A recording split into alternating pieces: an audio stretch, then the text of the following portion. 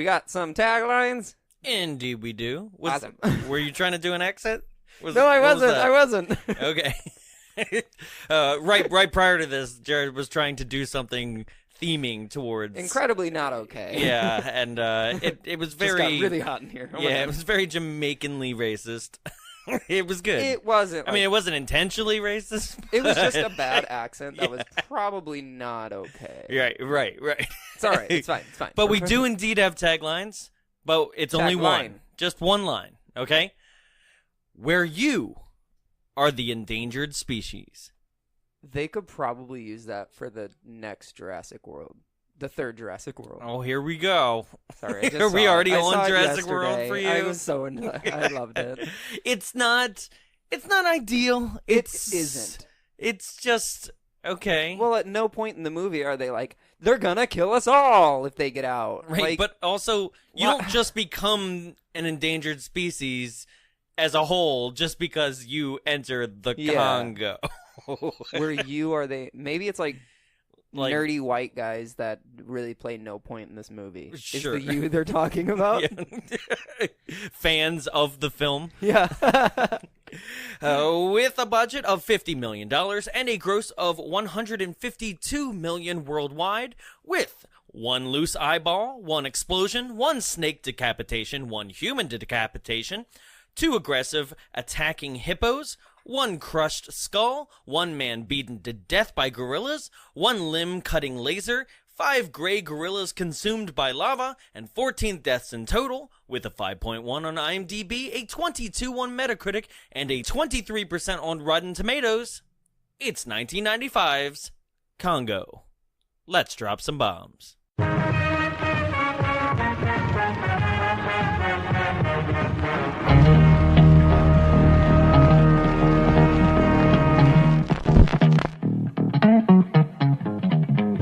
We're missing one killer party. You're very pretty. My name isn't pretty. It's Barbarella. Hitler with a tail. This is the omen with whiskers. Nostradamus didn't see this thing coming. Oh, hey, man.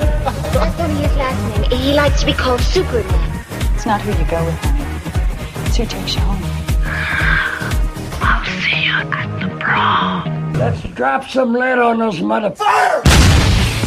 Bombs Away, the only podcast recorded inside a projection booth. Joining me inside the studio, as always, is... the full adult woman in the gorilla suit, Jarrett Seifert.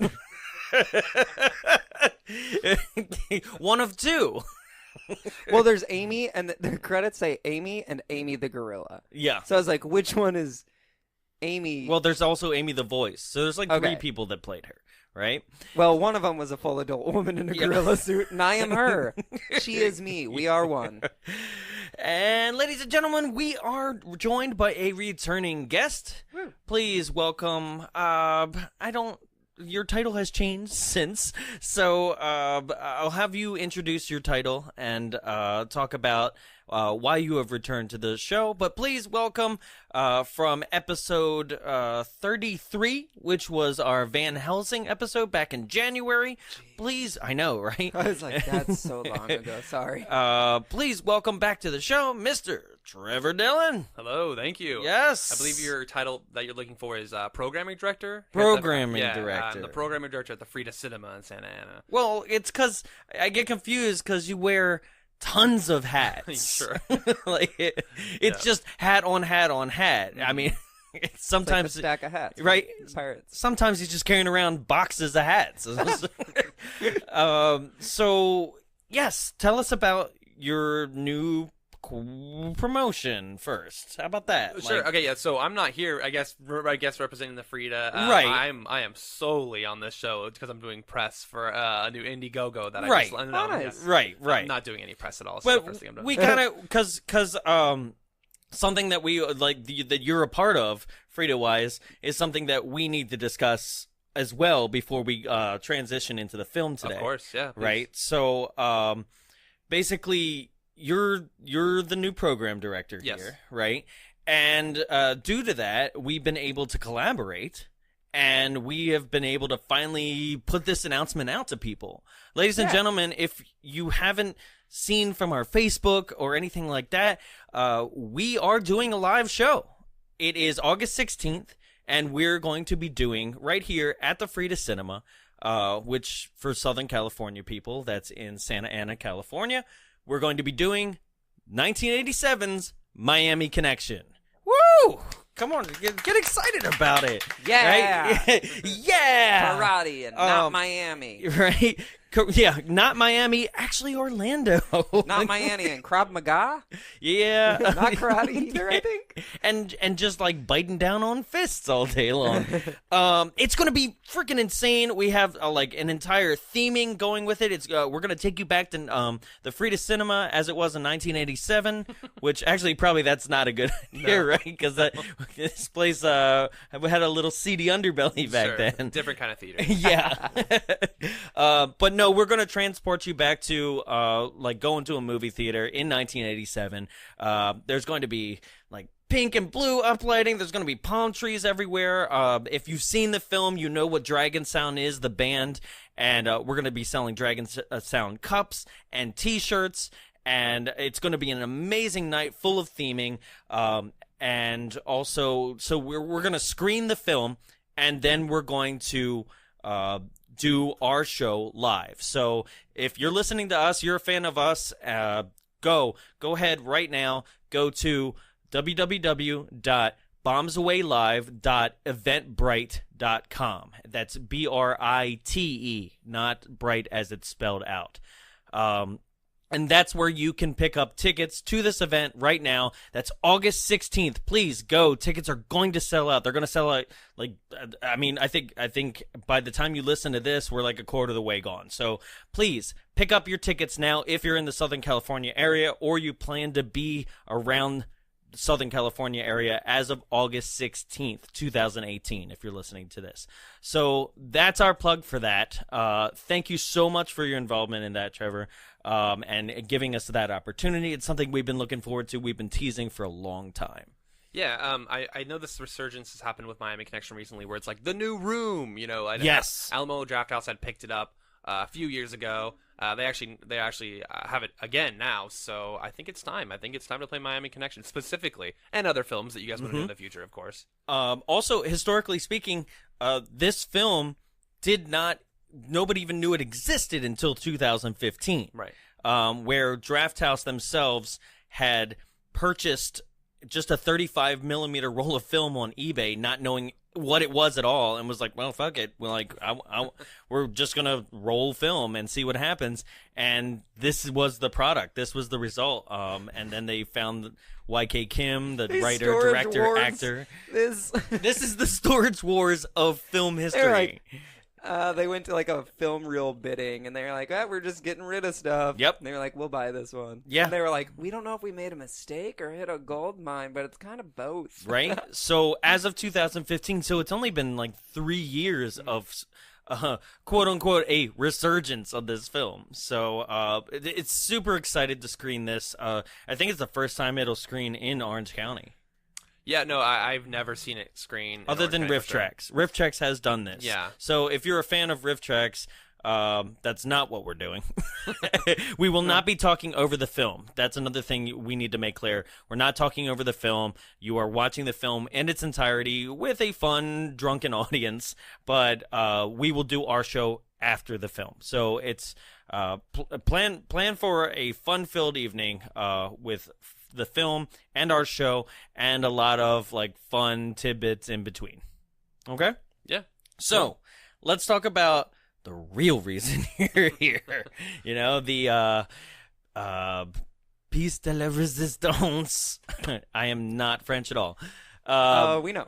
Yeah. So last time you were here, you were discussing your short film, which was Foxwood. Foxwood, Yes. sorry. No, I was gonna say Raccoonwood. I don't know. Like Yeah, it's a little rodent. I Right. don't remember what it is. But no, you were here to discuss what. Dude, I still love it. Like the little screener link you sent me, I did wind up watching again after we did that episode. And you every once in a while you'll post like not clips or screenshots of it still, and I'll be like, oh that part, like, oh, it's great, I love it. Yeah, when I was on last time, it was doing okay on the festival circuit. I was with Ian, my co-director and co-writer. And since then, it's actually gotten into way more festivals, and like it's just kind of picking up just as it now. should. Yeah, and I could not have guessed it would have had as much quote unquote success as that. I mean, as much as a short film can be successful. So yeah, I'm really proud of it. That's awesome. Congrats. Yeah. Got a new one coming out though. Okay. Got a new one coming up. So, please. Yeah, tell. I'll get this plug out of the way. We have self-funded our first 4 shorts, Foxwood being the most recent. We have a new one coming out called The Vicious, Vicious. That's how you spell that word. It might be important when you go to Indiegogo and type in The Vicious because we are doing a crowdfunding campaign. We've never done one before. We never will do one again. So, I would really appreciate it if any Bombs Away listeners would go on there and at least check it out, give it a shot, or just share the link. Yeah, that's all I really have to plug. Just Indiegogo, The Vicious. I don't need your $1,000. I mean, I would love your $1,000 donation, but I need your $10 donation. We just need more backers because if we don't hit our goal and we take the money to somebody, a small production company, and we say, well, we had 100 backers for this film, so just because we didn't get the 4 or 5 people who wanted to give us $2,500 doesn't mean that people don't want to see it. So I don't know. Just $10 is good enough for me. Right, Tony. Yeah, whatever you got, man. Can you in any way kind of tease what their money's going towards? What is The Vicious? The Vicious, I can only explain it through the simple pitch of it's as if the Little Miss Sunshine crew, the family from Little Miss Sunshine, in that stupid VW bug bus just so happened to stumble across the Texas Chainsaw Massacre ranch. So it's this weird, dark, not comedy. It's definitely a horror film, but it has this twisted nature to it. And I'm really excited about it. Okay. Yeah. Dude. I mean, it's a simple pitch. It's a simple plug. Just yeah. So if you're listening to this, that campaign ends July 8th. Is that correct? Correct. Yeah. July 8th, 2018. So if you're listening to this within the first 2 weeks of us putting this episode out, please go to their Indiegogo page. I'm telling you, you will not be disappointed. You'll be absolutely blown away by what the Ghost Party puts out there. Right, and you can also go to Ghost Party Pictures on Instagram, and we have the link in our what is it? In your bio? Link in the bio. Yep. Yes, link in bio. Yes. Link in the bio there. Yeah. And if all else fails, if you're that all seems like too much work, which it's not. Sure. We also have posted the link numerous times on our Facebook page, and we've shared it on our Instagram as well. So, folks, there's tons of ways to donate, and I'm telling you, you know what? We're not starting Congo until you donate. That's people are like, come on, just get to Congo. They're like, no, okay. We're just not starting Congo. Go right now. Go donate. Yes, thank you. No, but seriously, I'm so excited. I can't wait. Let us know if you need any help on set. Oh yeah, sure. It's my favorite thing. Yeah. I'll try not to use the word donate for the Indiegogo. It's contributes. You know, because you're a part of it. It is. Sure, it's really cool to because I donated for it was on the Kickstarter, but I donated for the Veronica Mars movie, and then for the video game, Yooka-Laylee. And both of them, I got little things, but that wasn't even the best part. The best part was just being oh yeah, I was a backer of it. I helped create it. That's what I thought was cool about it. Maybe $50-$60, but I don't know, that paid someone's wage for 3 hours maybe too. Sure. I don't know what people get paid. We have perks. Not my wage. I'm not a producerologist. I don't know how money works. Not a moneyologist. Yeah, we have perks, but there's one that's I think it's 25 or 50, and then you give that to us, and then you get a free ticket to the premiere, which is a short film, so it's going to be 12 minutes, but we're going to attach it to another film, a real feature that'll be a horror film. So is there going to be a talk with the premiere, or? I'm sure we'll do a quick intro, thank you for coming out. Well, our short film will play The Vicious, and then we'll probably play something at maybe a double feature of Little Miss Sunshine and Texas Chainsaw Massacre. Yeah. So, I don't know, something like that. So it's worth it if you want to come to the premiere and see a film. I don't know. It's just the perks are so difficult when my name or Ian's name is not really worth anything. What do you want, a signed copy? No, no one cares. Right. So.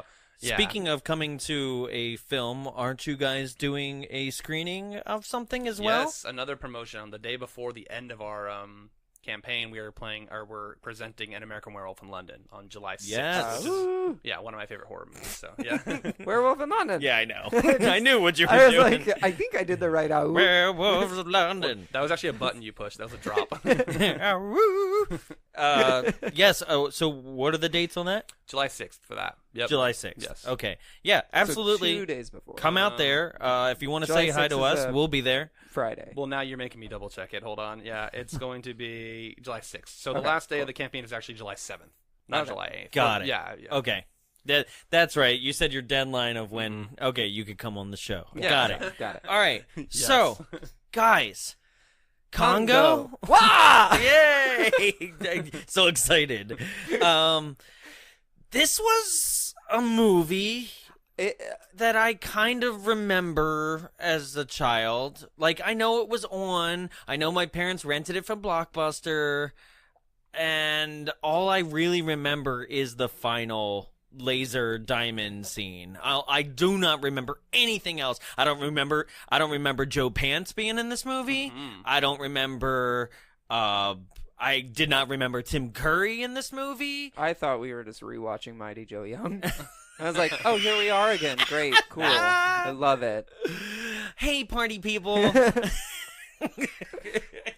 It's my final bow. Was that? Yeah. Oh. So It didn't end in a fun way. I mean, it ended in...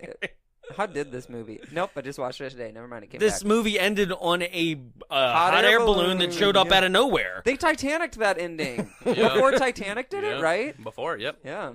Oh, Goddamn assholes. And then they legitimately lost that diamond. yeah, But yeah, it was like that's a right. gem, not an actual Trivia diamond. wise, yeah, the diamonds that they Which it's just someone's paperweight right now. It's so stupid. yeah, in the jungle. Lost it. No. Yeah, because they actually took a hot air balloon up to throw a diamond up. They were like, get this.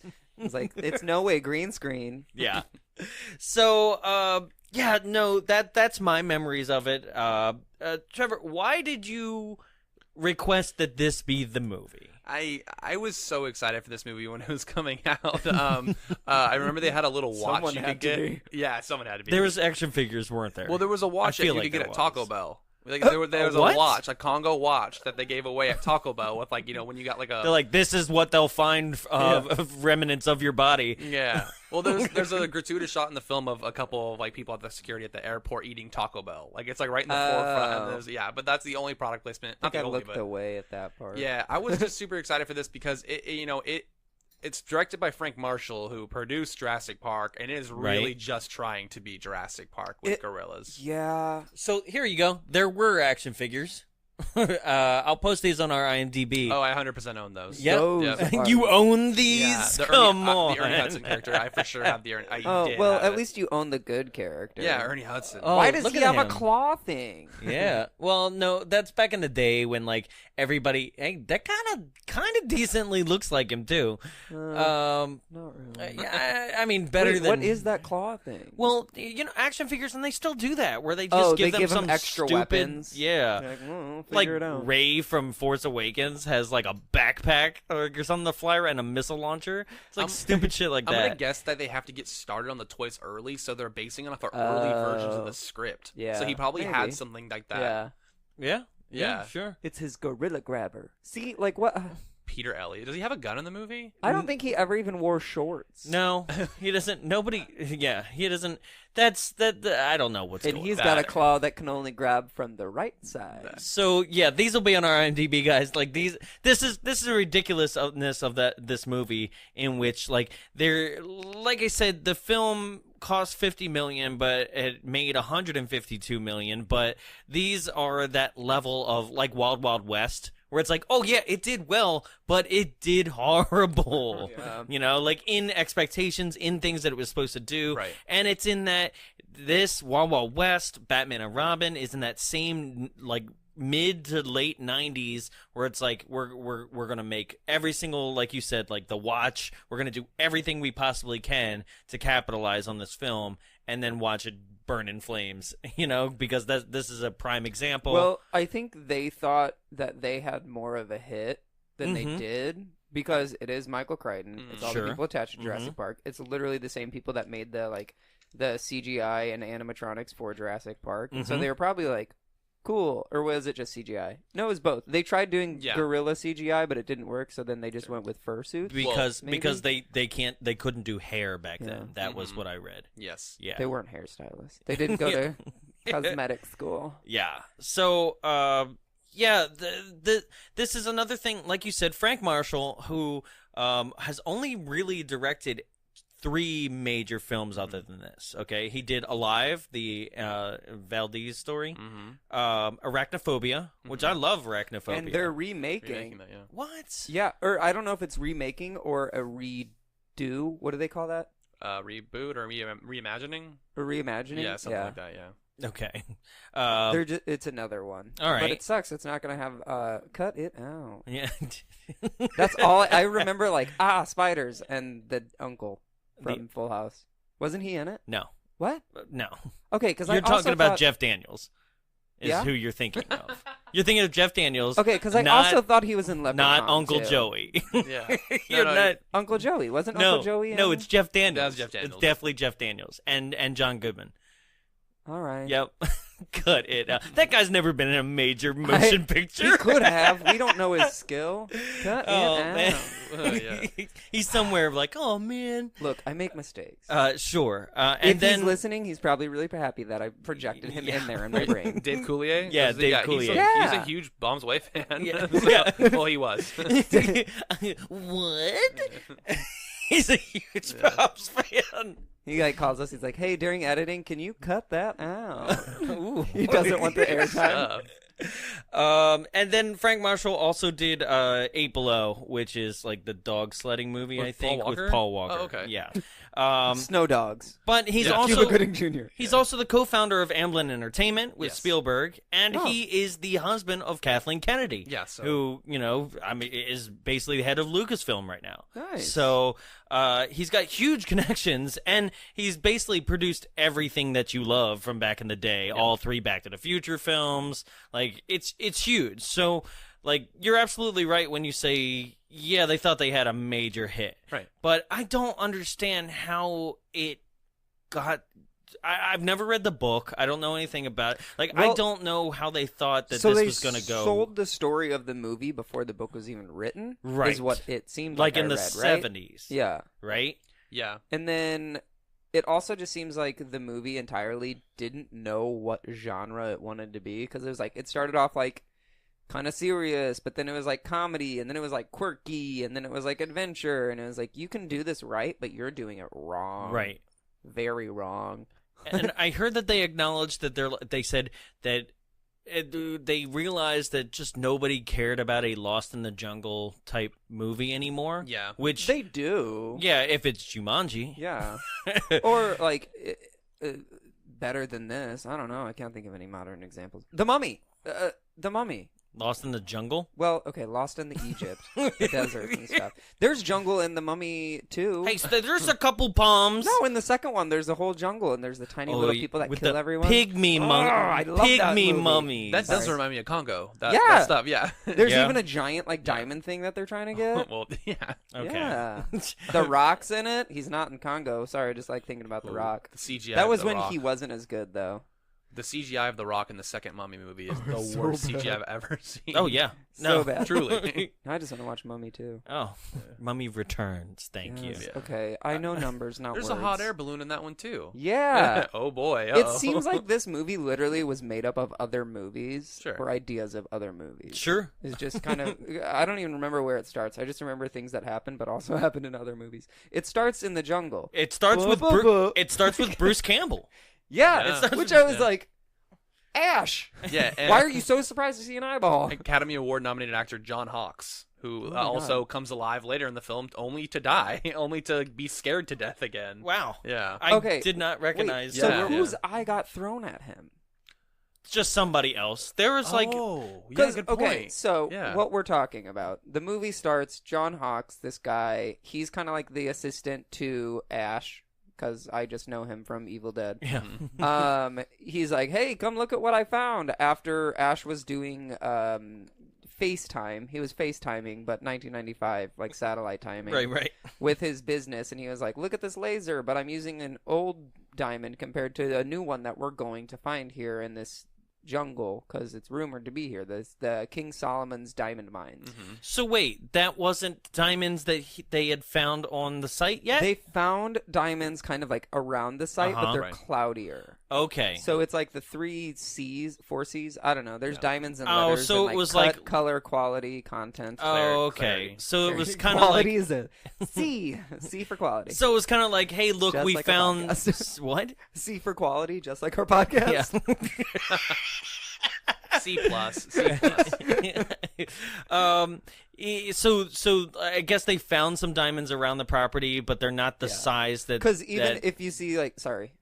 they're not the size that they're looking for, but they know that if you found this size and caliber or quality, then you'll find better. It's the deeper in size, but I don't think it's the quality. Okay. Or the clarity. Clarity, yeah. Okay. Because the clarity, it's kind of like a smoky amber, I guess. I'm not a geologist. I don't know. Okay. I don't well, care. The Rock isn't like pure white because he's Hawaiian. Sorry. Oh, man. Pacific Islander. No, okay, so the diamond's bad, but it's like not the best, and they know they're gonna find better ones because of geology or something. I don't know. And then his friend pops up, this Academy Award guy, John Hawkes. John Hawkes. Thank you. Wait, And so he's- what was he nominated for? He was in the We don't care Sessions. about He the was in the movie. film with Helen Hunt where he like was I love her. he was a quadriplegic and he was Helen Hunt's naked in it a lot. Helen Hunt, the other Laura Linney? Yes, yes. Yeah. Yes.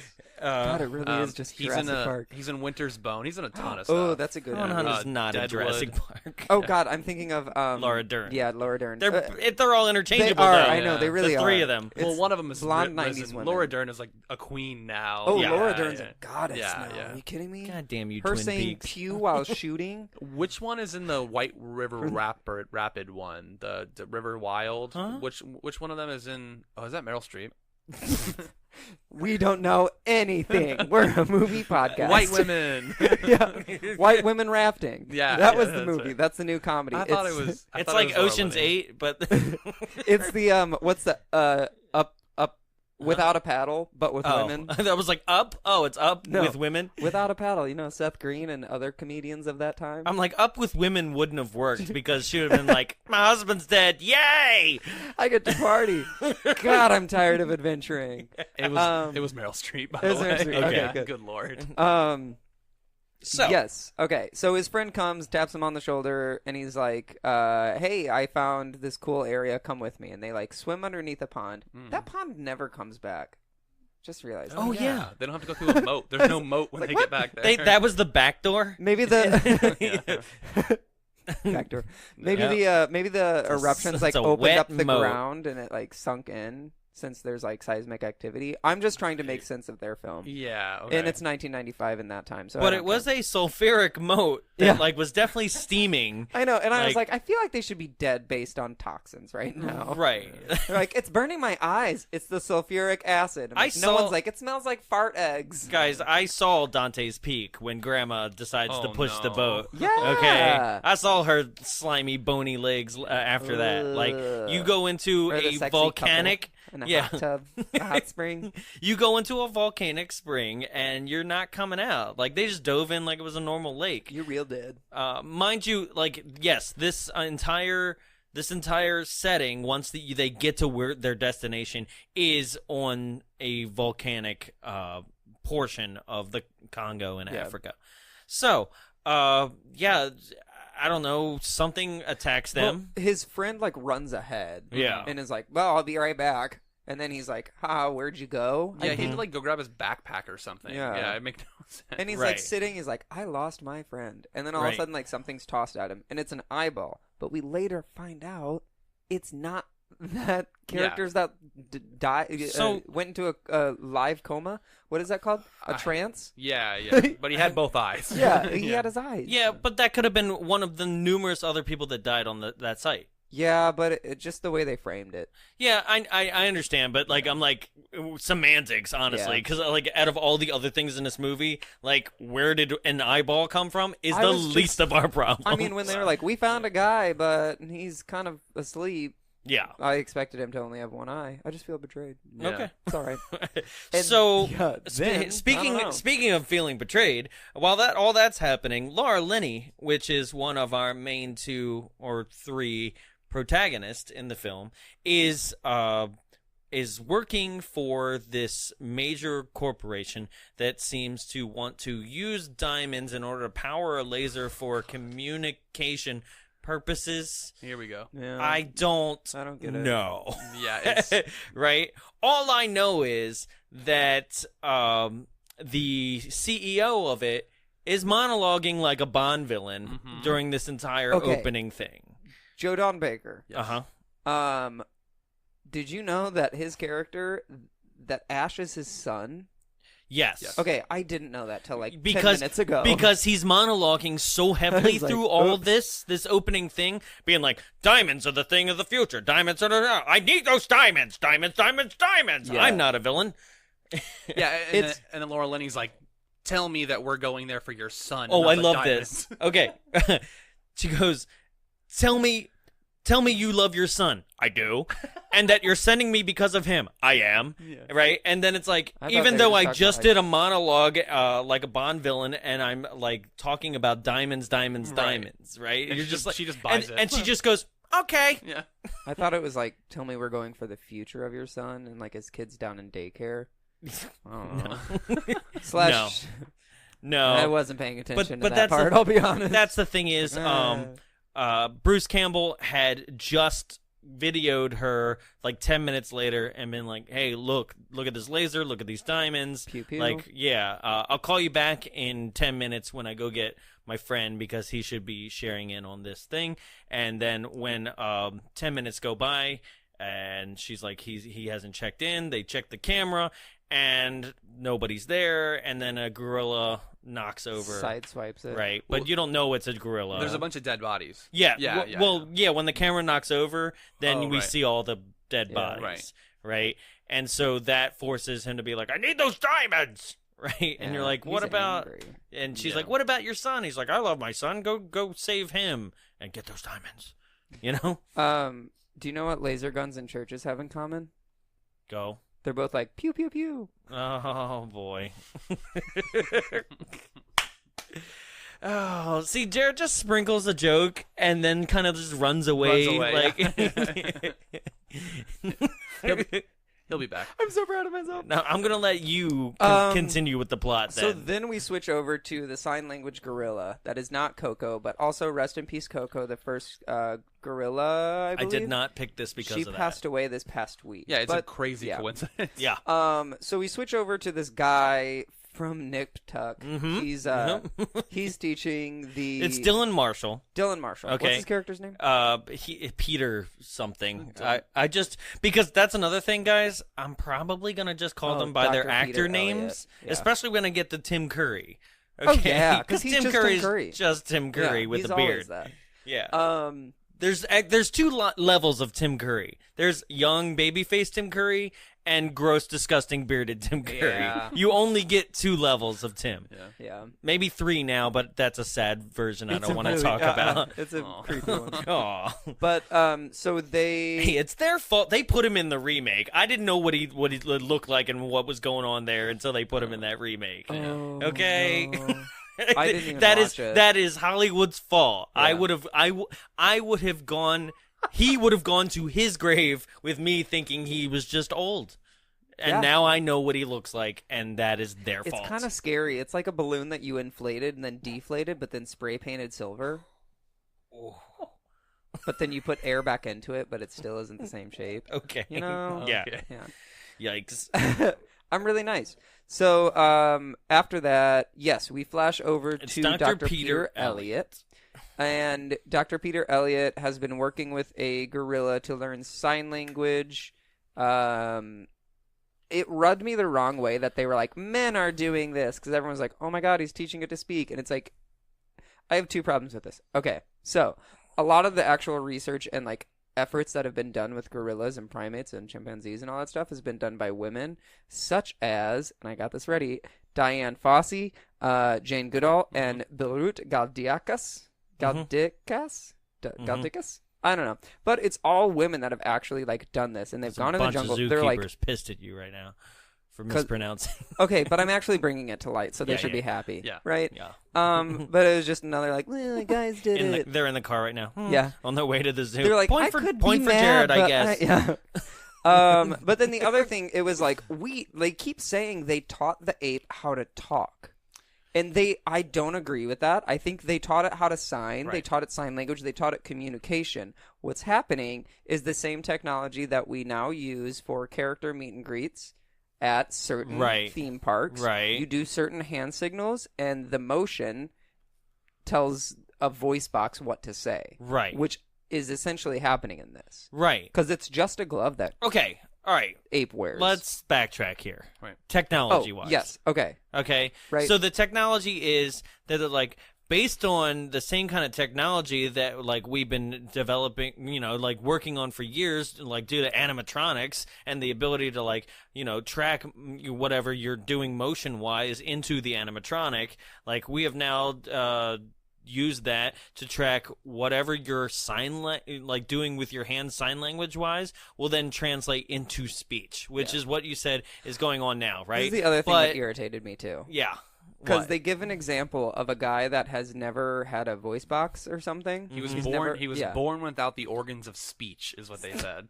That was a weird roundabout way. They went for the science on that one.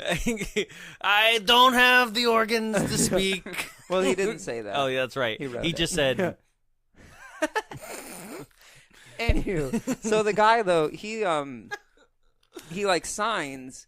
And he says something, he but goes, then the computer... This is the first time I've ever heard my voice. That's and I'm not like, your voice. That's your speaking spell. It would have been funny. Yeah, it would have been funny if he was like, ha ha, I sound weird. Ha ha, ha ha, ha ha. Stephen Hawking and I have the same voice. Coincidence? No. I'm gonna call Stephen and make him think I called him from the future.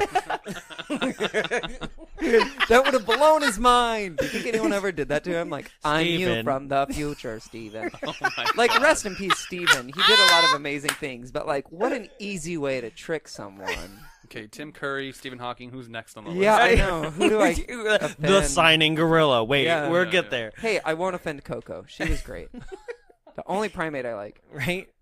So we are introduced to Amy, the signing gorilla. Mm-hmm. But that's another thing about this tech where I'm like, no, I call bullshit, is that, like, it is precise, right? Even the tech that we're talking about that is now, 22 years later, or 23 years later in certain theme parks, is pretty precise, right? And it's a very precise set of combinations. It's not like I can't just, because, like, I would figure if you put your hand up, like, and did a certain movement, that could be like, especially spelling, like what if you're just scratching your chest and it's like, fuck you, and you're asshole, like, dang it. Yeah, asshole, ugly. ugly girl. So where Amy the signing gorilla has this glove on that when she signs, also she doesn't have a second glove, and sign language sometimes requires both hands, right? Yeah. So there are things where it's like, there are veterans of combat. They'll have one arm. So there are ways that you can sign. Right, but I why took would a they? semester of sign language in college. I'm an expert. Okay, but why? Why, especially in a study of science with plenty of grants, would you half-ass it? Well, I think my only justification of it is that gorillas use their arms as like an extra set of limb while walking. Oh, okay. And so maybe they only made one as a precaution. Are you saying that they thought this through in the script? No, I always try to justify things. But, like, even at one point, she is walking with the glove, and it's like, that looks like very exposed technology. And she's walking on, like, African terrain. Yeah. I was like, oh my gosh. Well, why did they even let her keep the technology on when they were in the jungle? Like, what could she have brought to the caravan? She's like, thirsty. And they're like, okay. Yeah, right? Because that's the thing is, he talks to her constantly without the glove signing because he taught her how to sign, right? And that's the only person that she truly needs to communicate with. Yeah. Right? Yeah. So she kind of didn't need to wear the glove at all the whole movie. Yeah. Because it's not like you would think that by the end, spoiler alert, there's like killer gorillas in the end of the movie, and you would think that like, I don't know, maybe because you're like, what? Do these fucking gorillas speak English? You know, like, and they don't know how to communicate other than like human language. So like, is that why she has it? There's no reason for her to have this sign language backpack other than to further the plot along. That's the research, cute. right? Yeah. And for us to understand what she's saying. But I don't care what she's saying the whole movie. Right. Nothing she says is like, oh, I didn't think of that. Yeah, good job, Amy. Right? Yeah. She's never like. I don't know, diamonds, lost city of sin. Yeah. Like, she never says anything that's imperative to the plot. Yeah. Why does this exist? Why couldn't it have just been guerrilla research? Right. Yeah. So we have this whole like press conference thing, and then where the one guy is introduced and never comes back. Yeah, Tim Curry. I'm kidding. No, the bigger guy. He was the Nedry character, the Wayne Knight character of this movie. Yes, it's okay. So he was in. I missed an entire character. There's a guy sitting in the audience while she's talking, like, we're gonna make $1 billion off of this, and we never hear from him again. He's pointless. Okay, so he was the main antagonist in the Dirt Bike Kid that we did back in January, right? But he he's oh shoot. It's clear his entire subplot got just cut from the movie. Yes. Yeah. It's I think I want to say he was from like he's always Weasley, like you said. It's the Wayne Knight character. Right. It's Stuart Pankin. Okay. Yeah. Stuart Pankin is most famous, like I said, other than Dirt Bike Kid. He also is known for, like, he was in Striptease, Fatal Attraction, things like that. But like, he's always this Weasley thing. He's in the audience, right? Yeah. Introduced to being like, well, this is gonna be, like, right. I'm gonna use this to my advantage. I'm gonna steal that gorilla. Right? And then Tim Curry's like, hey, get out of my movie. I'm the ominous bad guy who's not really a bad guy. Right. Right? Gosh. But I don't know why he's in it. It's him and Joe Pants in this film. Yep. Are both people where like, what are you doing in this film? Yep. Joe Pants isn't credited in this film though. Really? Joe Pantoliano? Yeah. He's uncredited. He's the second best part of this movie. Yeah. Hey, how you doing? Dean of the college? Who is he? Huh? He's the guy driving the cart at the airport. Who's that guy. Joe Pantoliano. Yeah. He says, like, it's a bad day to be in Central Africa. Hey, it's Joey Pants. Yeah. Hey, you had a tour guide, but I said I fired him. That's what I did. Okay. Deal with it. He's the guy in the Hawaiian shirt, Yeah, I know. Yeah. Yes. So we do have their press conference. There's that side character. Oh yeah, we're in dude. scene 2 of the movie. Sorry. Yeah. So then it flashes over to Dr. Peter Elliott. Is that his name? Yep, it's Peter Elliott. And it's like their apartment with Amy the gorilla, and she's got drawings all over, and there's obvious drawings of like eyes and like jungles, and then his assistant so Peter Elliott and his assistant Richard. Peter is a moron. They're both morons. Yeah. They're like the worst characters in this movie, and they're supposed to be like the main character. Well, the one guy... They're the reason for the trip, and they're terrible. The one guy, and I wish I had wrote down his actual name. Grant Heslov? Yeah, is playing what he always has played. Like, he's like usually a science research team. Oh, and he he's was in Scorpion King. Yeah, doing the same stuff. Like, he's just fodder for something to pick off halfway through the movie. Oh boy, we are on a roll today, aren't we? I am. Grant Heslov is actually an Oscar-winning writer. Really? Whoa. Yeah, See, you just come on and let us know. It's weird that From he pen is to in page, right? Should have stayed with the Trevor, pen. you're finally giving this show credibility. Yeah, sure. Run with it. Yeah. See how far it gets you. Right? Trevor's our new like booth producer who's like, oh, by the way, guys, you fucked up. He's just gonna sit on a headset behind us and be like, "You're an idiot again. It's this." Corrections department. I put it up on the screen. You guys just should read that. That'd be great.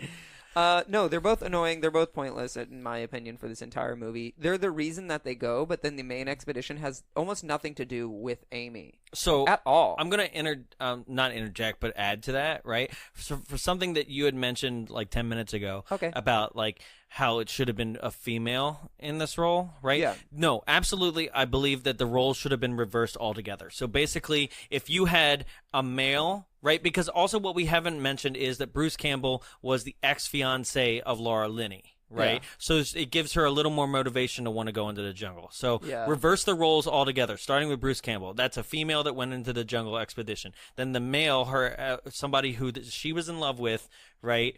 Or he was in love with, basically is the person that sees like that. The person that they were in love with is in danger and is like, I'm going to the jungle to save them, right? It isn't some weird CEO being like, go get my diamonds and everything. Like, there's an actual motivation for that person, right?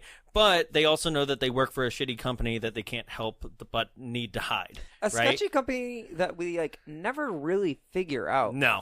They don't, Communications. like, Yep. yeah, communications, but it seems like they have deeper intentions. But But it also we don't seems really like they've care. got their communications down. Yeah, They're good because like they're already using that satellite to do they're video calls. FaceTiming in Yeah. Africa in the jungle. Right?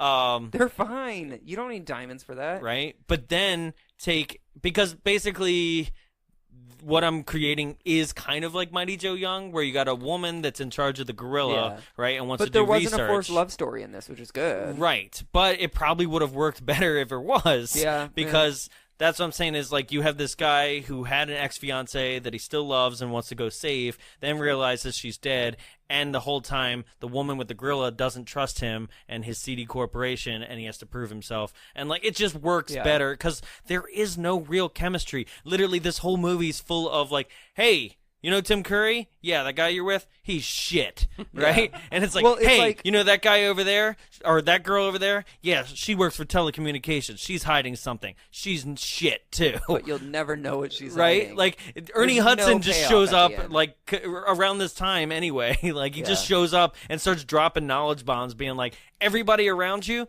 is untrustworthy, but it's the best thing you got, so fuck it. It was just the two scientists were crap. So then they're sitting in their apartment and they're like, she's having nightmares. Wait, she's done all this finger painting. It's insane. All these paintings put together look like we're in the jungle. We should take her back to the jungle. Cut to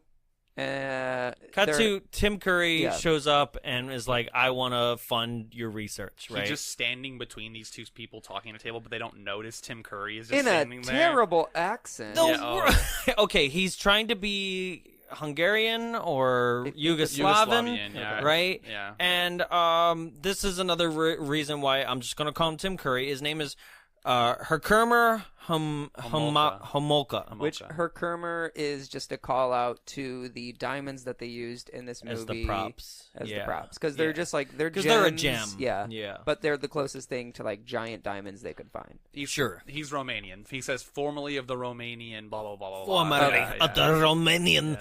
Like, and I'm not actually. That was dead on. Like, I don't know where I got And it's that very, from. it's just like, okay, here's a seedy character, Right? Yeah. Great, cool. Right? But also, like, okay, that's what I was saying. Like, you get young Tim Curry, which is Rocky Horror and Clue, right? Or you get creepy Tim Curry with a beard. That And, like, looks like he would probably sit next to you on a subway and touch your butt, right. and then be like, "Sorry, I thought you had a bug." Excuse me, Fräulein. I did not mean to touch butt. Yeah, You know, It's like, because that's "Ah, what gross." he's going for here, and you're like, Yeah. why can't you just be normal creepy? 'Cause, yeah. So he shows up and he wants to fund everything. So now the expedition is on its way. They're loading up the plane. Laura Linney shows up, being like, "Hey, I'm that person who was harassing you through emails, and I'd like to join your expedition."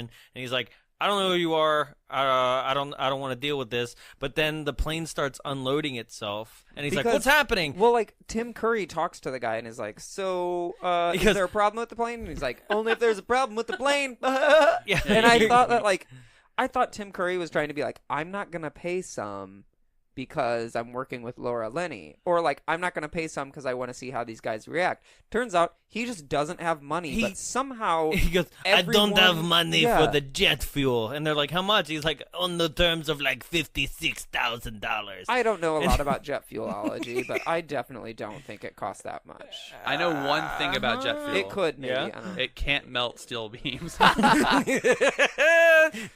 Bam. Topical, but not. Not at all. Not even close. So then Laura Linney's Coming like, up on 20 years. I've got 56,000 plus some. Yeah. She's got she's got like 10,000 on, or not 10,000, 100,000 on her for sure. Well, for sure she's got 50,000 on her. She has 50,000 in bills on her. Yeah. Yeah, that that's we know right. of. All right. But either way, like, and they just go, okay, why does anybody go, hey, Who's doing credit checks, but background checks? Also, Tim, like, that's what I'm saying. Like, nobody questions anybody. Nobody's like, hey, Tim, are you shitting me? Like, you're telling me that we didn't have enough to fuel this plane? Like, maybe I shouldn't go on this expedition with you with this super expensive fucking gorilla. Yeah. There's no reason Tim Curry should have been brought on the expedition after he couldn't fund it. There's no reason he should be in this movie. No. Or to the point of being like, Tim, you're staying home. Yeah, you're not coming. Yeah. You can't Go home, Tim. No, please, let me come. Yes, so they eventually get on the plane, then they arrive in South Africa, and there's political unrest. Oh, not before. Hold on. Oh, not before. The angry airplane flight? Okay, so Amy the gorilla is jealous of all other females, including human females, and so I think she she's goes projecting on her own problems. Right, yeah, right, because she's got long face for a gorilla. Hey, Amy, it's weird. you looked in a mirror recently. Ugly. Yeah, right. So once again, the sign language arm is used for pretty much comedic purposes only. Really? Right? Yeah. Because she signs that she's that Laura Linney ugly lady or ugly girl or whatever. By the right? way, I always do that to my girlfriend, What? and she has no idea what the reference is because why would she? Wait, you're just going around signing to your girl ugly? Ugly girl. I say that to my girlfriend all the time. Right. And she's like, God, I love you. Yeah. I'm so happy I chose you. Someone who's seen Congo many times would still not understand that reference. Like, it burned in my brain. Ugly. Yeah.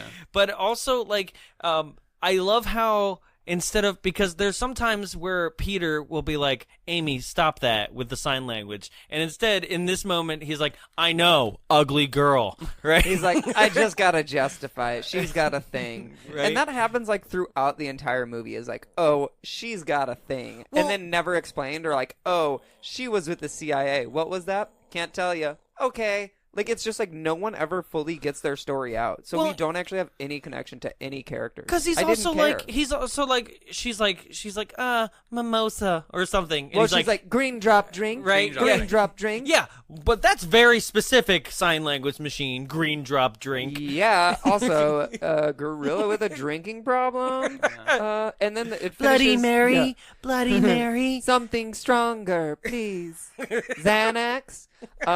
Which they give her Yeah. drugs In a three very times. in a very ominous thing too that makes it seem like they're hiding like it from Peter, being like, He's like, hey, put this pill in this banana. then we're gonna fucking drug her and we're gonna do things to her. So their first plane gets to South Africa. The president's car has been bombed. Hold on, don't Oh, wait. skip past this because What else is happening in the plane? They have this moment of character development that's not right, but the line is freaking insane. Okay, so she goes like, he goes, why are you going to the jungle? And she's like, I have my reasons, right? But then she goes on to be like, why did you like want to go? He's And like, why like did you teach a why gorilla did, sign and language? he says the lonely impulse of delight. Just masturbate. God. That's exactly what masturbation is. The lonely impulse of delight. I'm alone. Right? Yeah, I could jerk off. In a moment to seem educated because he's quoting something, because she goes, oh, like Nietzsche or whatever. Yeah. But like he seems like the creepiest guy who's like, I just wanted to get paid for fucking a gorilla. Yeah. Like it's weird. It's because you're just like, anything could have been a better response. He doesn't have like an exact reason. He's like, why do people teach? Like, we would want to help, and there's no money in teaching. He's the most unlikable character to me in this film. Yeah. Like in a film filled with character actors and things, he's like to me he looks and feels like the son of Albert Brooks. Yeah. I think he's just dumb and boring. His character would have been a lot better if he was like shirtless in a scene or two. Mm-hmm. Because like he could have had a good body. He looked like he did. So I was like, just make him shirtless. It'll be great. And I'll be like, cool. This is like Finding Nemo with diamonds for him. Like, this is he just looks, he's dopey, he's dumb, he's like constantly going around being like, oh, what's happening? What's happening over here? He's Marlin from Finding Nemo. For the past like 5-10 seconds, whenever you were talking, I don't know, I was like, he was in Finding Nemo? No, I was like, because it's the Albert Brooks his joke. Version of it. Yeah. It's Albert Brooks' son. That's what I'm going to say. Oh, but Albert Brooks is good. Yeah, true. Anyway, moving on. They get there and into Central Africa. That's all we get. Yeah, the general region. Well, that's the thing is they put a title card up in the beginning of the movie saying Central Africa, right? But then the movie itself, as it's like explosions and everything, wants to get real specific where they are. They're like, you're in Zimbabwe or Zaire or something with a Z. Like, they just keep throwing names out, and I was like, I don't know. And they're like, this country is bad at this country, but if we go across those borders, they'll shoot at us. And I was like, I don't know. Yeah, they took a lot of time to establish the Civil War in Africa to like never bring it back up. I know. It doesn't matter. Yeah. Like, you would think that, like, oh, maybe it would matter because that means that, like, we can't go back and get, like, I don't know, backup or resources when things happen. But, like, that's never even something that's pitched. That's not like, they don't hit an impasse in the movie and then being like, we should go back, like, we should turn around. And they're like, we can't because of the Civil War or anything. No, it just is a thing. It's just another obstacle for no reason to get through in this movie. Well, at the end, they do have to just lift up in a hot air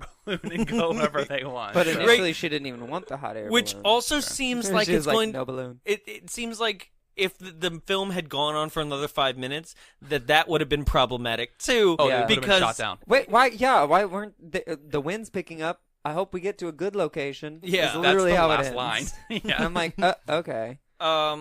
So, yeah, they meet Joe Pantoliano, who's just like, yeah, there's Civil War going on, and, you had a guide, but I fired him. And he's like, you fired him? Yeah. All right, moving on. And you're just like, why are you in this movie? Yeah. Like, don't understand. They hijack a truck. Yeah. Because that's cool. And then they get pretty much taken hostage for a second, but not really hostage. It's just like, I don't know, some African It's like political... the white males were put in jail, and then like the white lady and the black guy were fine. Which I was like, that's what we need to do in our country. Jeez. Right. And we're also this moment. All the other colors of women too. We're also in this moment introduced Just to put white guys in jail. Captain Monroe Kelly, played by Ernie Hudson. In so great. Probably his best role. Like, I would watch a movie about Captain Monroe Kelly. Yeah, he's so sure. A better movie. A much better movie. Right? It's called Ghostbusters. Okay. That's what happened. That's what happened to Winston after. Yeah, he moved to Zaire. Yeah. And got a fompish British accent for no reason. His accent is a tier below bad of Tim Curry's accent. Yes. It's like, if you've never heard a British person speak, then maybe you'd be like, yeah, it's pretty good. But like, it's when he says like Elvis Presley, it's like, wait, was he supposed to be British in this Elvis film? Presley? He has like an affectation where he's trying to be British, but like he's like, every monkey for 100 miles thinks they're Elvis Presley. Like, he like goes in and out of it. Right? It's really weird. Yeah. Yeah. Every monkey for 1,000 miles thinks they're Elvis Presley. That doesn't sound like British. That sounds country. No, I know, but like when exactly, he says, it like. He's like flops. Yeah, I mean, I can't do a British accent, but he flip flops on it big time. If he is from South Africa, I could see a British accent because. Sure. Britain not did questioning everything. whether his character should have one. Yeah, We're questioning of how good this one is. It's not a good accent. Oh, it's a bad one. I wonder if the table reads they were just like Tim Curry and him were going back and forth with accents, and then... I feel like all the actors in this were like, I'm gonna play this character this way. That sounds fun. I'm gonna play this way. Exactly. No, wait, I'm gonna be the over the top. Like you know do what? an We can improv just and both it's like, do it. I'm crazy and weird, and everyone's like, I want to have something crazy and weird, and you're like, what? Why are we? It's like this No. episode. Yeah. It's like yes, and. and the director's like, don't do that. He's like, shut up, you're not Spielberg. Yeah. Shut up. You don't tell me what to do. Frank Marshall. Shut up, Spielberg's money. Yeah. Yeah, it's true. So yes, they get captured. Go do Joe Volson versus the volcano again. Good movie. I love volcano movies. They pay off the government, and then they move along. They get a second plane, but this time they fly over a border immediately. And did you see who's flying the plane?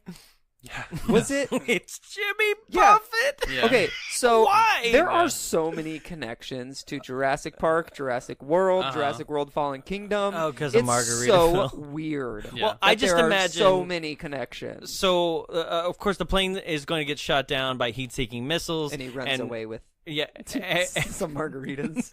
and everybody jumps out of the plane, right? And I'm like, oh, that's where the plane in front of Margaritaville in Orlando, Right. it crash landed. Because this plane just you don't see it crash land; it just goes. Like you see the other plane crash land. Well, okay, so you see the plane crash land, but then you do see some very slight wreckage at the end. And it looks like they're passing their plane's wreck, and then they get to. But it also could be other the backup plane's one crash. that like. Wait, no. When they land, they look up and it gets shot by a missile. There's, It like, just bad blows CGI. up. And it blows Yeah, up, and yeah. so there's like debris in some field, but then the other plane that they see that's crashed, Yeah. that one has that one's like almost fully intact. Flying So- my biplane. Truly a useless scene when they find that yeah. other plane, except for they grab the hot air balloon. That's it. Yeah. It's like the only plot device. He must have sent a second plane for me. Listen away again in Congo-Reederville. Congo reader. Oh no. So they drug the monkey with a banana filled with and enter Volume? whatever you want. I don't Yeah, know. yeah. It's got to be all something for a gorilla. I actually don't have much to say about this scene. It was pretty cool. Like, I thought it was actually pretty... I did like them shooting flares out of the side of the because I believe that To would distract happen. heat-seeking missiles. Yeah. At first, I was legit, real dumb. They said heat-seeking missiles, and I was like, "That's crazy." And then Laura Linney kicked a door open and immediately shot a missile, and I was like, "She's got fucking perfect aim." Yeah, And yeah. my mind was missed it for a blown. second? I was like, "She really was in the CIA doing something." Oh, that's right, because her And then I was character like- was originally in the CIA. Yeah. Then I was like, "Oh, never mind. Heat-seeking flares are hot, I guess." Mm-hmm. But are they hotter than full planes? I mean, it's I think it's more or Or is less it like a matter the heat of. got close to it and the missile was like, "Go!" I don't. Yeah. I'm not a flareologist. Yeah. I don't know how these things work. I am.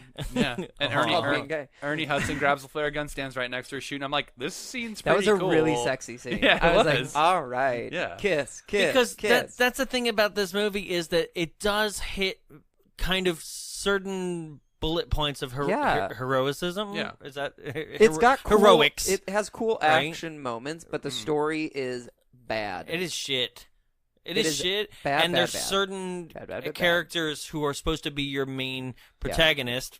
Looking at you, Dillon. Oh. And, I was like, why are you looking at me? Looking at you, Dylan Walsh, I'm an in which antagonist. you do absolutely nothing, Yeah. and you're a piece of shit. Just in general of a character, you're just It's like- you're pointless. It was literally, it seemed like they were writing it and they were like, how do we have a like Forgotten City adventure movie with a volcano? Right.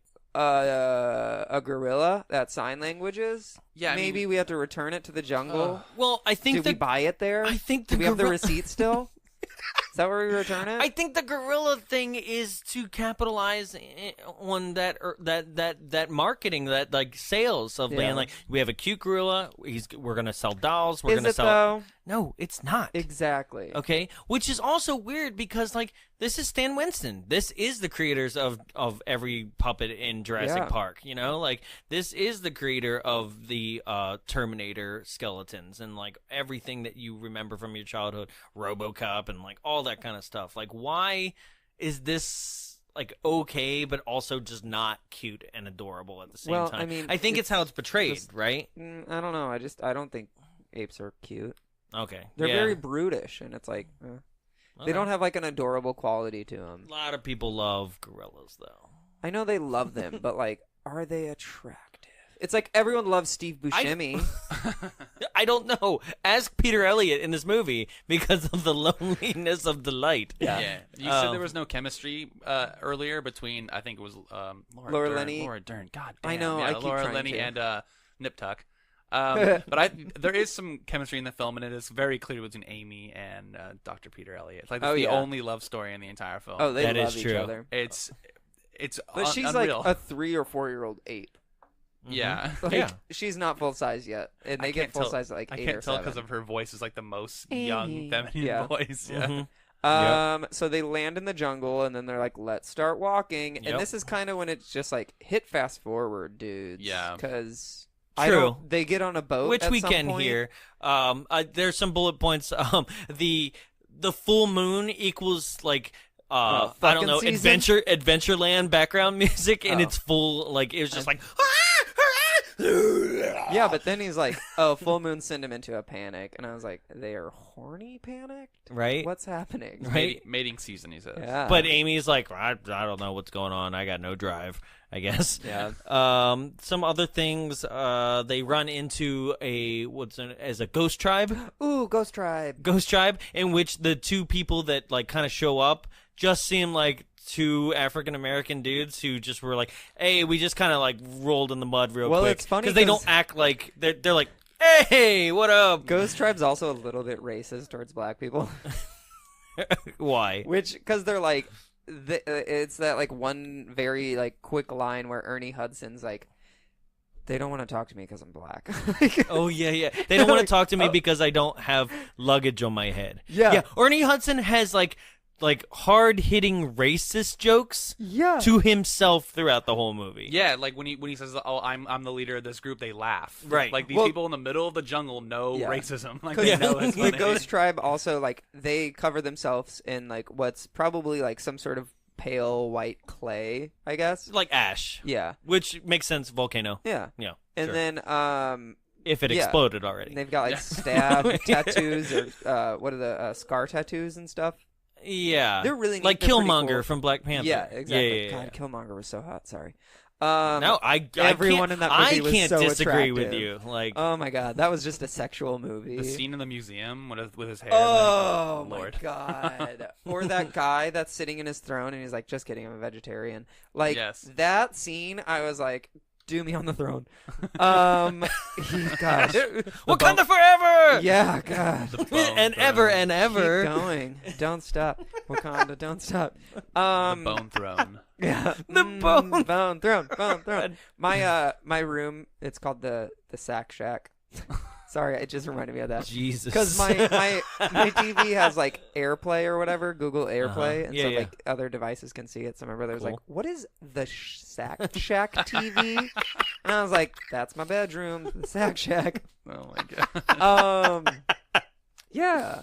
So then, what happened? I don't know. They get on boats because they have to cross a lake, I guess. Right. Which I don't really ever remember them talking about, but they have to do it at midnight. That's the only time that you can cross a lake. Well, this movie has to hit everything. You have to be in a plane. You have to be in a hot air balloon. You have to be on a boat. You have to walk. You have Because to... I feel like It's this missing was a train. all the Oh yeah, there's a planes, train. Nope. Planes, boats, and automobiles. Yeah, and hot air hot air balloons. balloons. and hippopotamuses. Yeah. They ride a hippopotami? So hippopotami. So yeah, and this point, and to back this up, I feel like yes, this was made by Paramount. So like somewhere Paramount did have theme parks back in the 90s, and like to me, this feels like You mean Universal? no, I'm talking about Paramount. Okay, I gotta research that. Yep, Paramount King's Dominion. It was Defunct Land, get on that. Yep. Do one. No, they're still there, but now Oh. they're owned by Cedar Fair. Oh, that would Okay, make sense. so it was Paramount's King's Dominion and King's Island, and there was I King's went to something King's else. Island. Mm-hmm. Okay, so they used to be owned by Paramount. Well, basically, it was something before Paramount bought them in the late Yeah. 80s, 90s, because they had Days of Thunder, the ride, which is like the first like screen motion simulator that was out, like Wow. that Universal just does all the time now. Stuff like that. Except their cars are like too much blindfold, so you feel like you're in a horse blinder.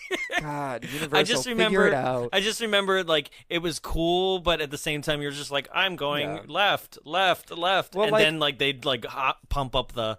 They'd be like, go to the pit stop, and then your vehicle would be like, good dunk. Yeah, right. It was interesting. Best car noise. Yeah, no, it works. It's really pretty impressive good. myself. And there wasn't much going on in the park, like basically because Paramount also was doing the Star Trek movies in the 80s, so like there was just a bunch of Klingons and people in uniform just walking around the park randomly. But I do remember a fully themed Aurora, Illinois for Wayne's World I'm sorry. park. What state? Aurora, Illinois. There you go. Thank you. Yeah, I knew born what you in were that going state. for. Don't give it an S. Right. But they did an entire Wayne's World with the Stan Mikita's That's donut hilarious. shop, and the Murphmobile was crashed against a fire hydrant for kids to like play in the sprinkler, like so there was a water zone, and then there's a whole wooden roller coaster called the Hurler, where Mike Myers and Dana Carvey If actually you're gonna spew. spewing what it this, is. which he does. Yeah, Yes, He pulls a Dixie cup out of his front pocket. Yeah, so Mike Myers, I know we're on a tangent, but like this is fun. Back in the day, Mike Myers and Dana Carvey actually filmed an entire line queue like of a Wayne's World episode, like, and you get to like as you walk through the line queue, you get to see the entire set, like Man, the basement it's like set. Some people these days they just sell out. It's like people don't care. Yeah. I can't talk about this anymore. I'm getting such a headache. Here, take 2 of these. Oh, little, yellow, different. It's like people only do things because they're paid to. There it anymore. is. And That's that's the just line. sad. It's just sad. But no, Paramount was What are we doing. talking about?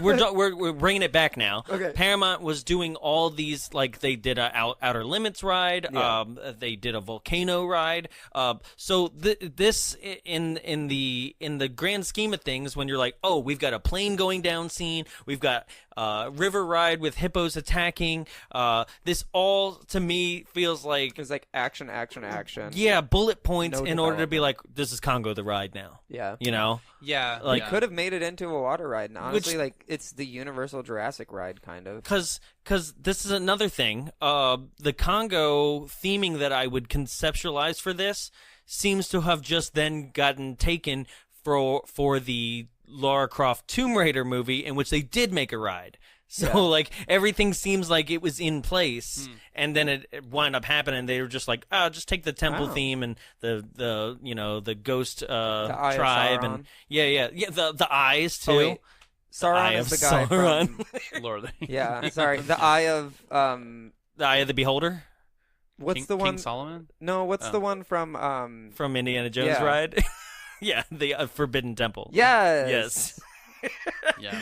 All right. By the So way, the most generic looking eye that she's right? painting. She's just painting a generic eye. Oh. They're like, that's it. That's the Well, eye. see, okay, so that's she's, the eye. I've she's- seen it. It's Christopher Lee. She's got these paintings of eyes everywhere, Yeah. and then so the only smart thing that that Tim does, Tim Curry, he's like, she's painted this eye all over. I don't actually know what just happened because I don't remember where he's from. Yeah, Yes, Hungary, it's sure. bent yeah. in the eyes. Yeah. So and he's like, that's not an eye. She just loves ovals, and it's like that is 1,000% an eye. You Yeah. stupid idiot. But also, like, this is another stupid thing, is that he even got wind of Amy and her possibility of, like, seeing eyes in her dreams, because they decided to make a brochure in which her drawing of the eye is part of the pamphlet. yeah. Did you see this? Like, what? He goes, I got this pamphlet, and it Yeah. has the eye, right? And I was like, why are we just throwing random eye drawings in the Yeah. pamphlet to be like, she's smart? Well, it's supposed to be like a photo of her like at her house or whatever, and they're like, here's a photograph just of her existing, and there's like a painting in the background. Right. So like I understand how like the photo could have gotten out and he could have seen it and been like, oh, it's a connection. But like it's also just like, how do you not realize that's an eye? He's like, she just loves ovals. I Right. was like, no, she does not, you stupid idiot. God. So a couple people get taken out by this hippo Hippo, attack, and it's Hippa. pointless. and then a couple more people. Basically, we're dwindling down the crew of like 12 mercenaries to like we're doing the same thing we did in like Lost World. Yeah. So we're dwindling them down by injury, death, or they're running away in the middle of the night during encampments. Yeah. They're like, I just want to go home. Yeah, right? Because they're like, we lost 2 more last night. Oh, where'd they go? Into the jungle. You know, like, all right. I mean, obviously, but where did they go? And then after this, so Peter comes face to face with a silverback gorilla. Yeah. Right? Yeah. And I love this scene because, like, Amy comes between the two, and Amy basically is like, with her sign language hand, is like, "Hi, I'm Amy, pretty girl," right, or something like that. And I love this moment because the silverback basically like looks at her, and then looks at the rest of the girls, and we're like, "Fucking whack ass girl, let's get the fuck out of here!" You're stupid, pretty girl, right? And she has this moment of like her face is just like, yeah. Now I know what pain feels like. Yeah. Like they did this horribly like expressive moment, but like, I just love because I'm pretty sure that this silverback puppet or like animatronic or whatever has been used in numerous films because it looks identical to something I think we saw in the beginning of Mighty Joe Young. Yeah. Like I wouldn't be surprised. But I just love it. She's just like, "Hi, Amy. What's your name?" kind of thing, and the girl's just like, "Get the fuck out of here, guys!" Yeah. Like, the gorilla was very expressive of just like, "Nah, fuck it," just like beyond what I think a normal girl would just be like, just walk away. Yeah, right? Just like he was just like, "Nah." But this one, they even did he did a double take, like, what the what. Yeah. What? I'm glad you found this so funny because this will be the one scene I would show somebody from this movie to be like, fish out of water story, maybe. Like, no. Like, "I'm Amy." Just take that shit off. What are you? Yeah. God damn it! Why can we hear you? Shut up! Like, as if a gorilla speaks English. Yeah. You know, like none of it connected at all. Right? Like, why? Also, I was just about to call Amy dumb, just because she's like, all gorilla sign language. Yeah. And right. is like signing to him, and it's like, no. Yeah. No. Right. But also like Amy through kind of piecing things together seems to be a girl that they took, you know, like as a child. So and it also doesn't seem like she's seen or interacted with other gorillas, which this is another confusing thing for me. Why, like, if I was the guy funding your project, I'd be like, why the fuck do you need to go into the Congo? Right. For her to see if she could teach others. Yeah. Right. Like, I've got 5 gorillas over here. Yeah. From this zoo next door. Drive her down know? to San Diego. I'm sure she'll be fine. Yeah. They got a great zoo, I think. Right? Yeah. Jeez. But right, apparently there's one in downtown LA yeah. from Mighty Joe Young. Yeah. Right?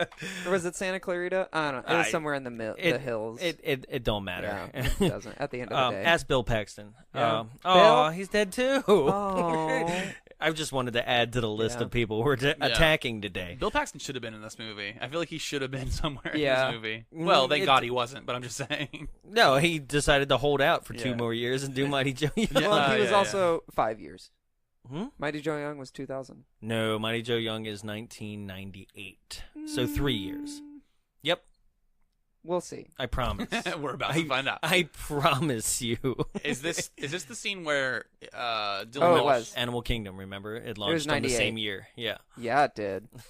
Is this the Where same did I get scene where 2000? they turn around and Ernie Hudson he was like, "Don't move, don't move." Oh And then yeah, and he's like, I ran. I told you said not to run. Yeah, I ran. "Yeah, that was a funny line." And he was like, "I ran away." That was like the whole thing. I mean, he's he saved this from complete boredom for me totally. Yeah. because like that's another thing. This is another movie. When you go, would you recommend?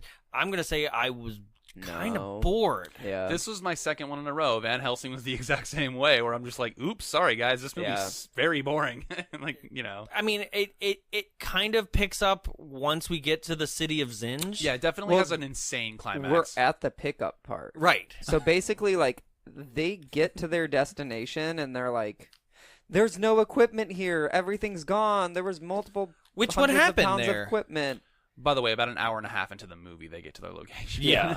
Just way too But what long. happened? Because you're right. Bodies are gone. Which and, the do gorillas- the gorillas clean up? It shows that the gorillas took the bodies and Uh-huh. put them in a different pile because the human bodies and the gorilla bodies cannot be in the same bone pile at all for some reason. Yeah, they killed the good gorillas, right? Right. Yeah. I thought they just killed other gorillas. I think I was the, like, oh, the no. ones that weren't like the fucked up OCD gorillas killed gorillas. all the gorillas. OCD.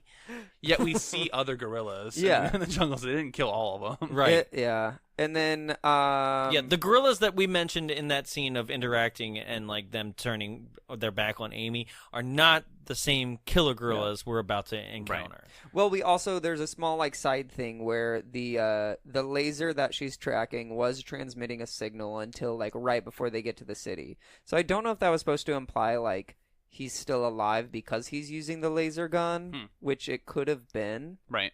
Mind you, we also skipped over, not very important, but the one survivor of the original expedition they found with the friend. Ghost Tribe, and he like freaks out when he sees Amy because she happens to be a gorilla as And well, dies. and then dies just immediately. Like Yeah. he's like dead, Yeah. like he has a heart attack. Yeah, I don't he's know. scared to death. Literally scared. Yeah, to yeah, death. yeah. The second, there's another character later that we'll get to who literally just dies of being scared. I think Who was that? the Grant Hesloff when he runs down the stairs.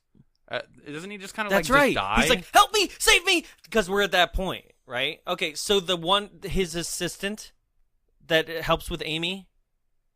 Yeah, yeah. yeah. Grant on. Heslov, Richard, He has the guy we talked about. Oh, that guy. his yeah, I assistant. thought he got bit in the head. I don't know. He had a head basically, wound, so I just basically, he's assumed- like, they get to the city of Zinj, and then everybody's like, "Oh, I'm going inside," and he's like, "I'd like to stay out here with Amy if that's cool." Oh, he stays out there with a guy named yeah. He's racist. I don't Yeah, know. yeah. Grant's racist. He says something in yeah, the guy. Brett, Claude. Is it like Brett or something? It's Claude. Yeah. And he's like, Claude, that's a weird name for someone from where are you- Zimbabwe or whatever, and he's like, where "Oh, are you from? have you ever been to Zimbabwe?" And he's like, "No." And he's like, "What the fuck would you know then?" I want to go So home. that guy gets attacked by the gorilla, but then But that's what we're saying. Okay, so it's POV of the killer gorilla at Yeah. this point, right? And the camera gets close to him, and he turns around, and then he's like, "Ah!" Right? And then we cut to inside, and the guy's just running down the stairs, like, "Help me! Save me! Help me!" And then like freaks out, falls on the ground, like his face is kind of bloody, and then he just like kind of has a seizure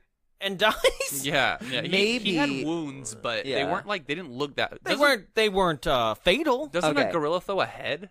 Yeah, he throws Yes. the head of Claude. Of Claude, yeah. Who like poor guy? Yeah. So my theory. So the gorillas have very bad dental, right? They did have really Yes. horrible teeth. So their teeth are so rotten and gross that it's like a rapid died of infection gangrene? whenever they bite them, and like that's why the other guy died of a seizure.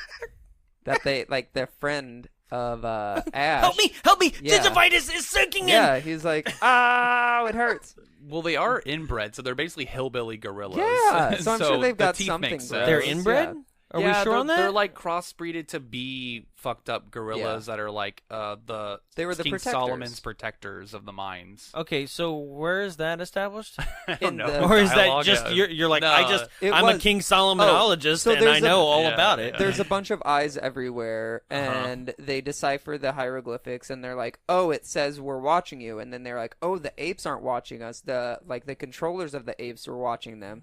Then the apes did like a government upheaval and killed everyone there, and took the gold mine or the diamond mines for themselves because they didn't really understand what they were doing, and I think they were just angry.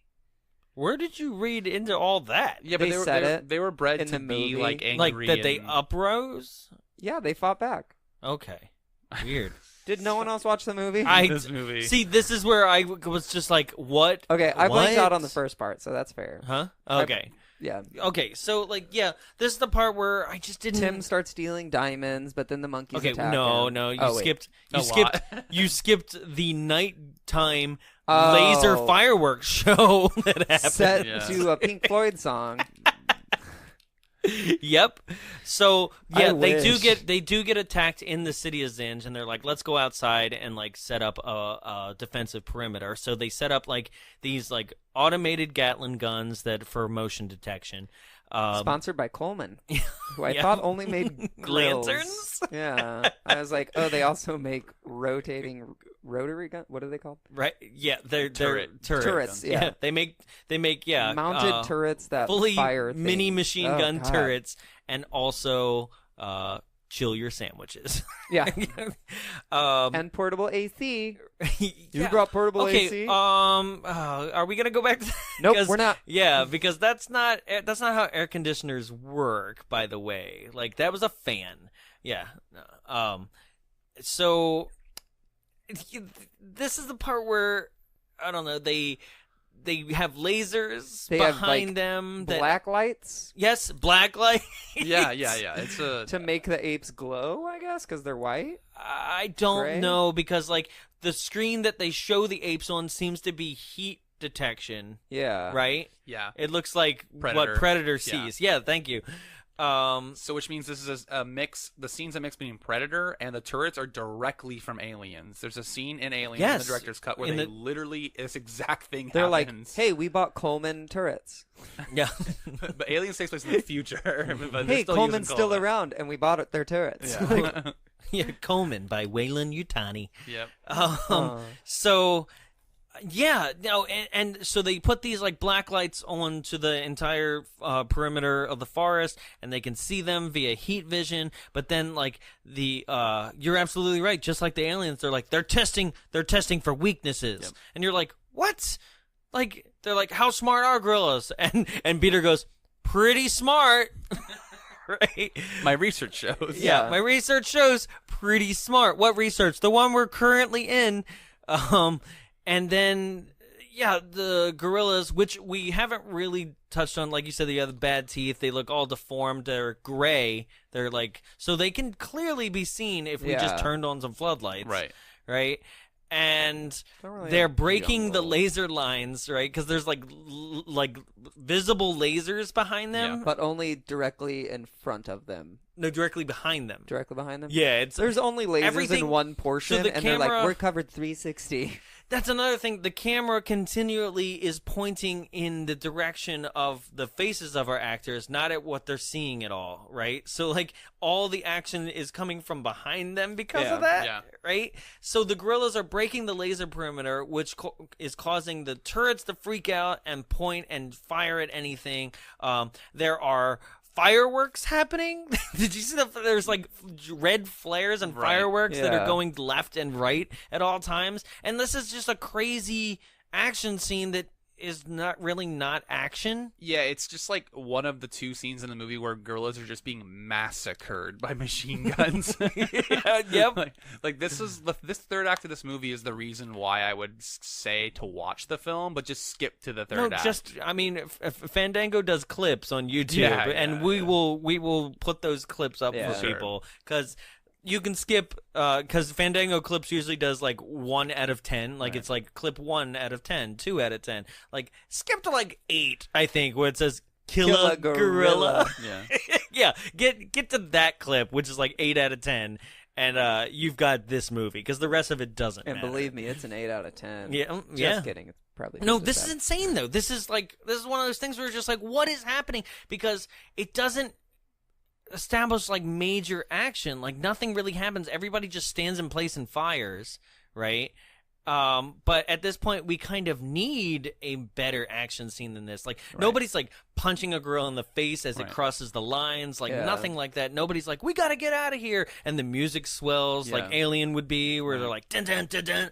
You know, nothing. Yeah. They're just like, They just stay. yeah. Yeah. And then the girls, I guess, don't. Go inside. Yeah, back they're up, like, yeah. so we Like, lost like God, 3 the of new our neighbors own. are dicks. Right? They've got like a battle plan. We lost 3 of our own out there with those lasers. I don't know what was up with the fireworks, but we've really got to regroup. So let them come inside, Yeah. and we'll deal with it from there. Right? We'll come out of our creepy Do catacombs. we use the laser yet? No. No, leave it with the dead guy. No laser. Stupid gorilla. So everyone goes to sleep, and in the morning, everyone's gone in a different direction, basically. Yeah. Amy has disappeared to go visit other gorillas. Right. Spoiler, she visits them and chats with them, and they're like, okay, cool. And then Yep. Yeah. Everyone Sorry about that else- whole, like, fuck you the other day. everyone Like, else, Tim and 2 people go to try and find diamonds, or the 2 people run away. And then everyone else is like, we got to go inside and find them. Mhm. They go inside, and they eventually like fall through the floor because the volcano is starting to erupt. By the way, the volcano's there still. yeah. Oh, yeah, that. Yeah. Then Tim Curry shows up, and he's like, ah. Okay, I so don't we haven't remember. really established, like, Tim Curry, while not a villain in any way, shape, or form, his entire motivation is he's been looking for this city and its diamonds and its riches since the day he can remember, right? And he's been on expedition after expedition to try to find them and has failed. So, like, once he finally comes in contact with the diamonds, he goes all like, we're gonna be rich, you know? Yeah, his grand plan was just to like put them in his pockets. Like Yeah. he didn't have like anything to like put them in. He's just like, yeah, I'm gonna start Yeah. stuffing these in my pockets. So then the Well, because gorillas- that's a very grubby. Yeah, Yeah. yeah. So he starts doing that, and the gorillas Put are 'em in your obviously mouth. like, I don't care. yeah, yeah. Smuggle them in your butt. put it in your butt. So the gorillas are like very obviously like, don't touch our diamonds, and Yeah. it's like at that point, just like throw a handful back on the ground, but take the handful that you have hidden in your back pocket. Like you still have diamonds. Oh, they Like, know. Do they? No, They because they know. can't even sign. It's pretty dumb, actually. They are actually pretty dumb. And also, they like, literally throw themselves into lava at the end Oh, of this movie. man. They're like, "Oh no, lava! Is it like a warm lake?" And then jump in. Yeah. They like try and justify it, but it's literally like the same shot of one person in an ape costume jumping repeatedly into the lava. So yes, he starts stealing diamonds. The apes are like, "No," and they kill him. They beat Right. him. They beat him to death. Yeah.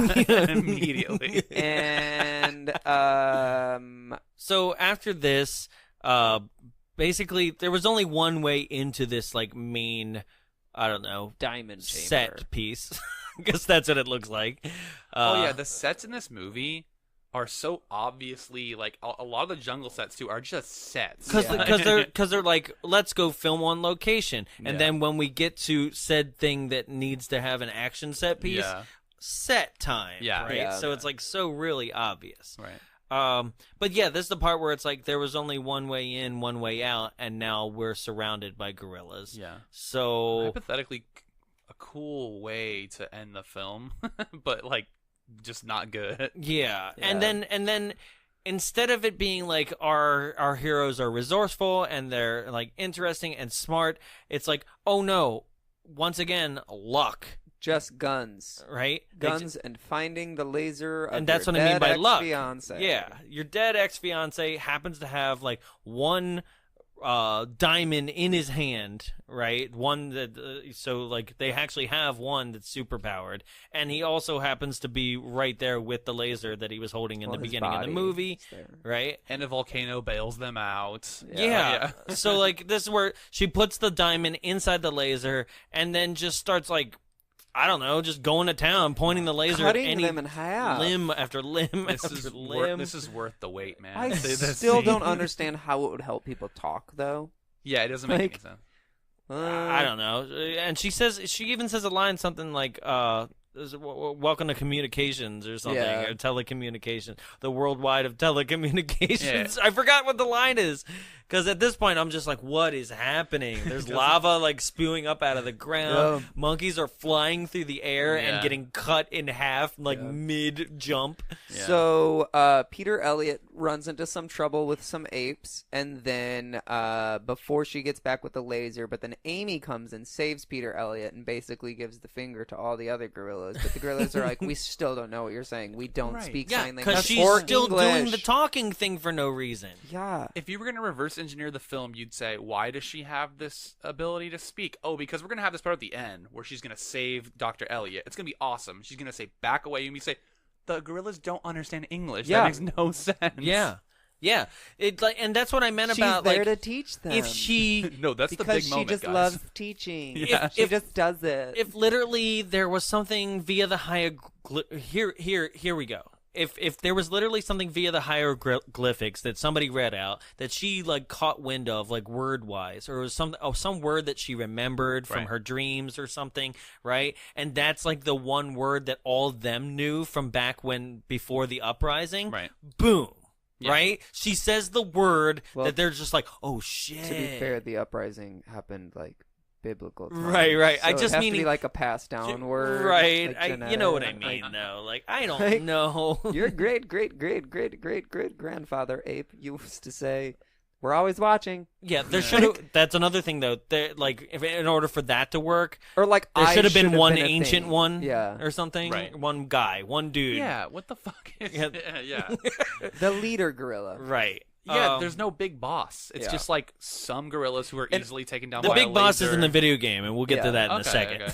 No, So- there's not. Oh, okay. I don't know. I actually didn't actually believe you. research it, but So they laser them in half. The room starts filling up with lava, and they run. Then, like, all the gorillas start coming out of their caves and panicking, and literally, that's when they just throw themselves into the lava. Yeah, and the CGI looks It's terrible in that scene. Terrible Yeah, yeah. CGI, and they're just like, "Oh no!"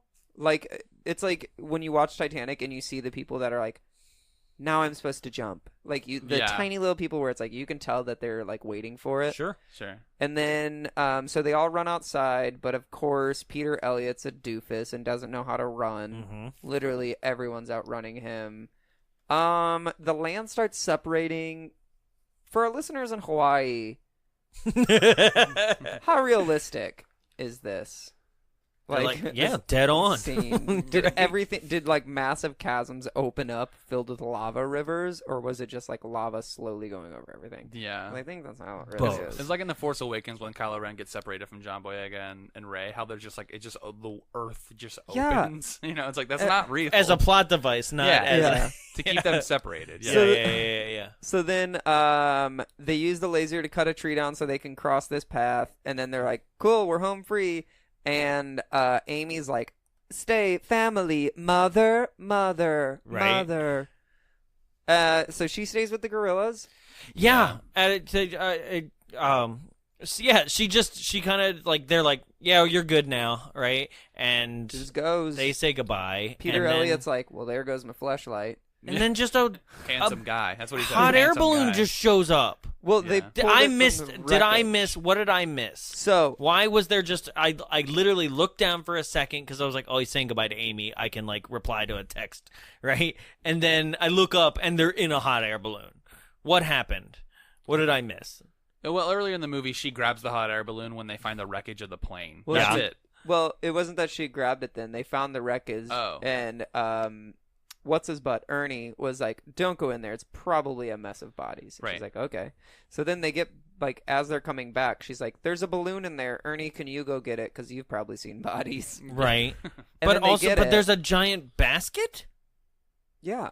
Like, yeah, I don't know what they look They, like. they but- like, they sent a hot air balloon to them. Right, They right. were like, I understand the concept of a hot air balloon, and probably folding it up enough to be able to get it Yeah. into maybe a backpack, but like that was a giant constructed like hot air balloon wicker basket they were in too.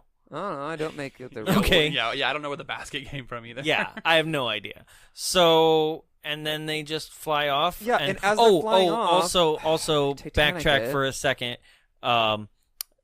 Basically, CEO is like, "Did you get the diamonds?" Yeah. And she's like, what did I tell you if I found out that it's all you wanted was diamonds? Even though you said diamonds like 20 times in the beginning of the movie." Yeah. And he's like, "No, please, no." And she's like, "I'm going to destroy your like satellite Yeah. with this laser." And she just shoots it in the sky. shoots the satellite in the sky, and we're done here.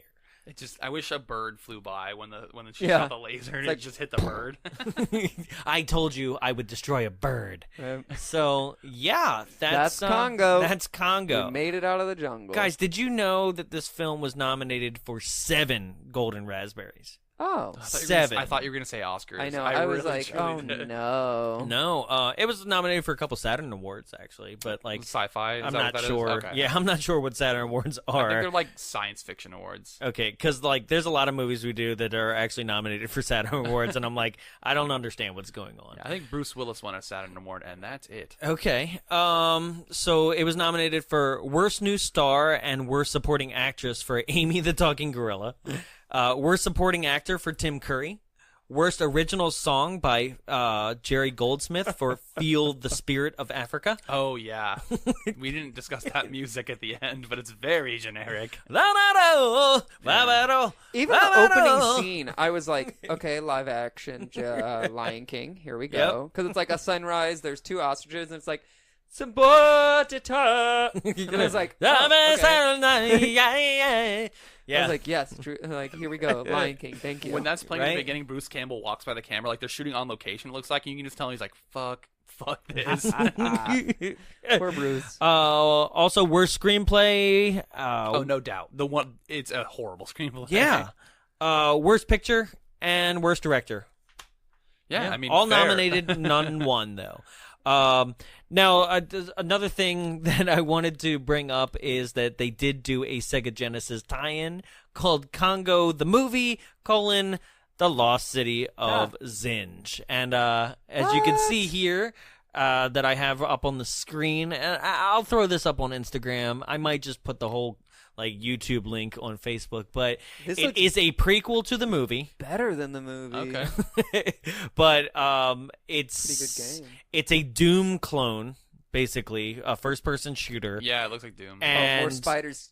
it was kind of hailed as basically it says it's a dull Doom clone and described the enemies as cartoony spiders, puppy dog lizards, and giant rubber monkey dolls. Skip to the end so we can see what the monkeys look like. Okay, yeah, for sure. Let's see, monkeys. Oh, well, there's a lizard. Oh, they do look like dogs.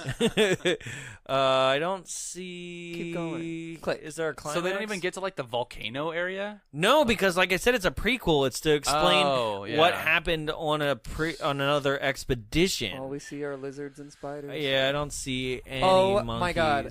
But the lizards look like cartoon dogs. and also, to be fair, I don't know if this is one level or this is the whole game in its entirety. Yeah. But I skipped from minute 2 to minute 19, and it looks like nothing has changed. No, it's the exact same. Yeah. But yeah, I'll post this I'd link play it if on they'd YouTube. remake it. Would you though? No. So what I wanted to bring up is that this movie flopped. And there was also a SNES and Genesis version of this going to come out, and they both were like, "Fuck it, cancel it." Right. So yeah, that's Congo. I think we've covered it in great detail. Yeah. Thank you for this suggestion. So we've kind of, since the last time you were here, Trevor, we kind of added some new things and kind of changed a little other things around. We changed the W's. Now we're doing basically a yes and no. Would you recommend this to people? Would you recommend anybody watch this film? Well, okay, so this is one of my guiltiest pleasures. I would say this and The Lost World Jurassic Park. You are guilty. I am very guilty. It just takes a long time to get to the lasers cutting. And that's what I felt too. Yeah, it just takes a while. There's a lot of modes of transportation to get there, and that's unlikable characters. But absolutely. Okay. I would recommend as a bad movie because it's an expensive bad movie, which is those are always kind of fun. The money is kind of on screen. Not always, but it's kind of on screen. No stars to be said. There's nobody really truly famous in this film. This film? In Congo? There's no stars.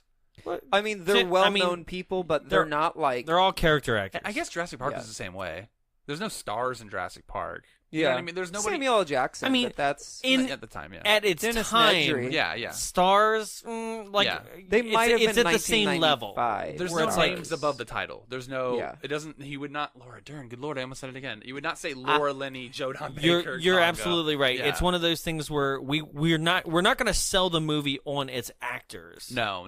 Right. Yeah. And Jurassic Park was the same way. You're right. Where now we'd be like, oh my God, how dare you say Jeff Goldblum's not a star? Right. But even back then, I had no perspective on his stardom. The Fly. Well, no, but I'm saying I had no perspective. Yeah. There is plenty. Yeah, from his, that's true. Yeah, I get it. But as a child, no, I went there because Jurassic Park, fun little side note is, does anybody remember that McDonald's was doing a Jurassic Park promotion in which if you bought a large fry, all the fry boxes were Jurassic Park themed, and then you could take said fry box to whatever movie theater and they would fill it full of popcorn? Wow. I did not. That's a cool promo, though. Yep. Yeah. Yeah. And that was a full-on like tie-in with the movie that any theater had to honor. Yeah. Yeah. But no, if people went to see Jurassic Park for the dinos, if you're Sure. seeing Congo for You did not come for the gorillas or anything else, honestly.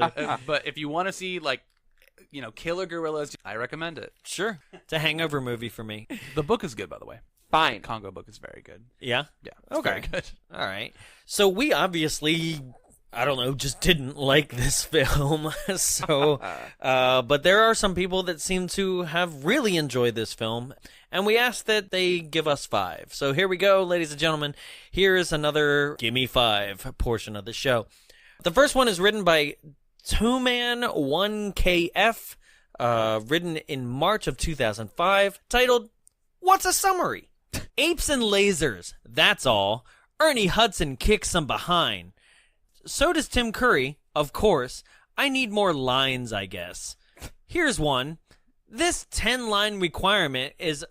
because they need more lines to write the review. Okay. I was like, lines? Like cocaine? I need more cocaine to do this review and to watch this film. I mean, that's accurate. All right. He continues, here's one.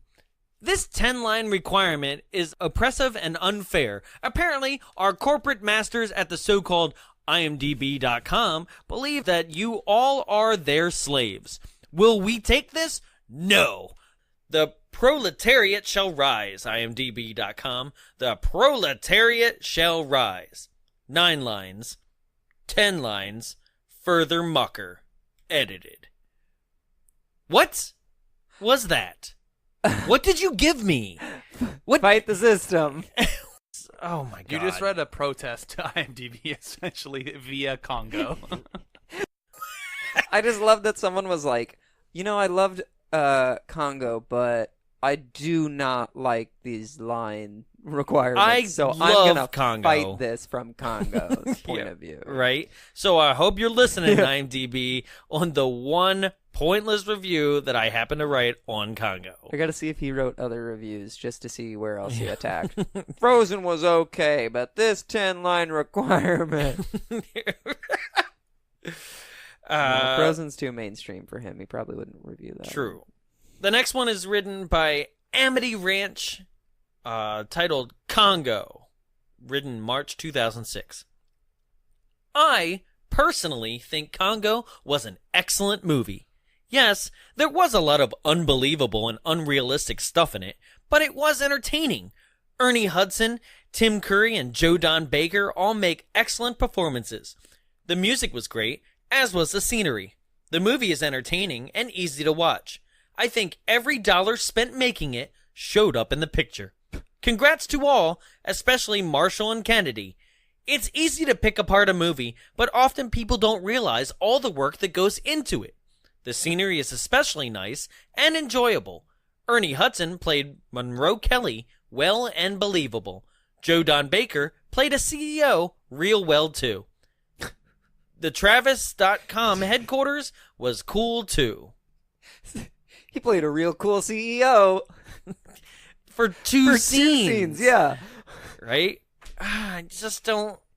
And it's like, I loved the scenery. By the way, great scenery. Yeah. Ernie Hudson played a really great character. He was also really good as Monroe Kelly in the same film. It's those damn 10 lines. Yep. Gosh. Oh. IMDb, we will not be the proletariat.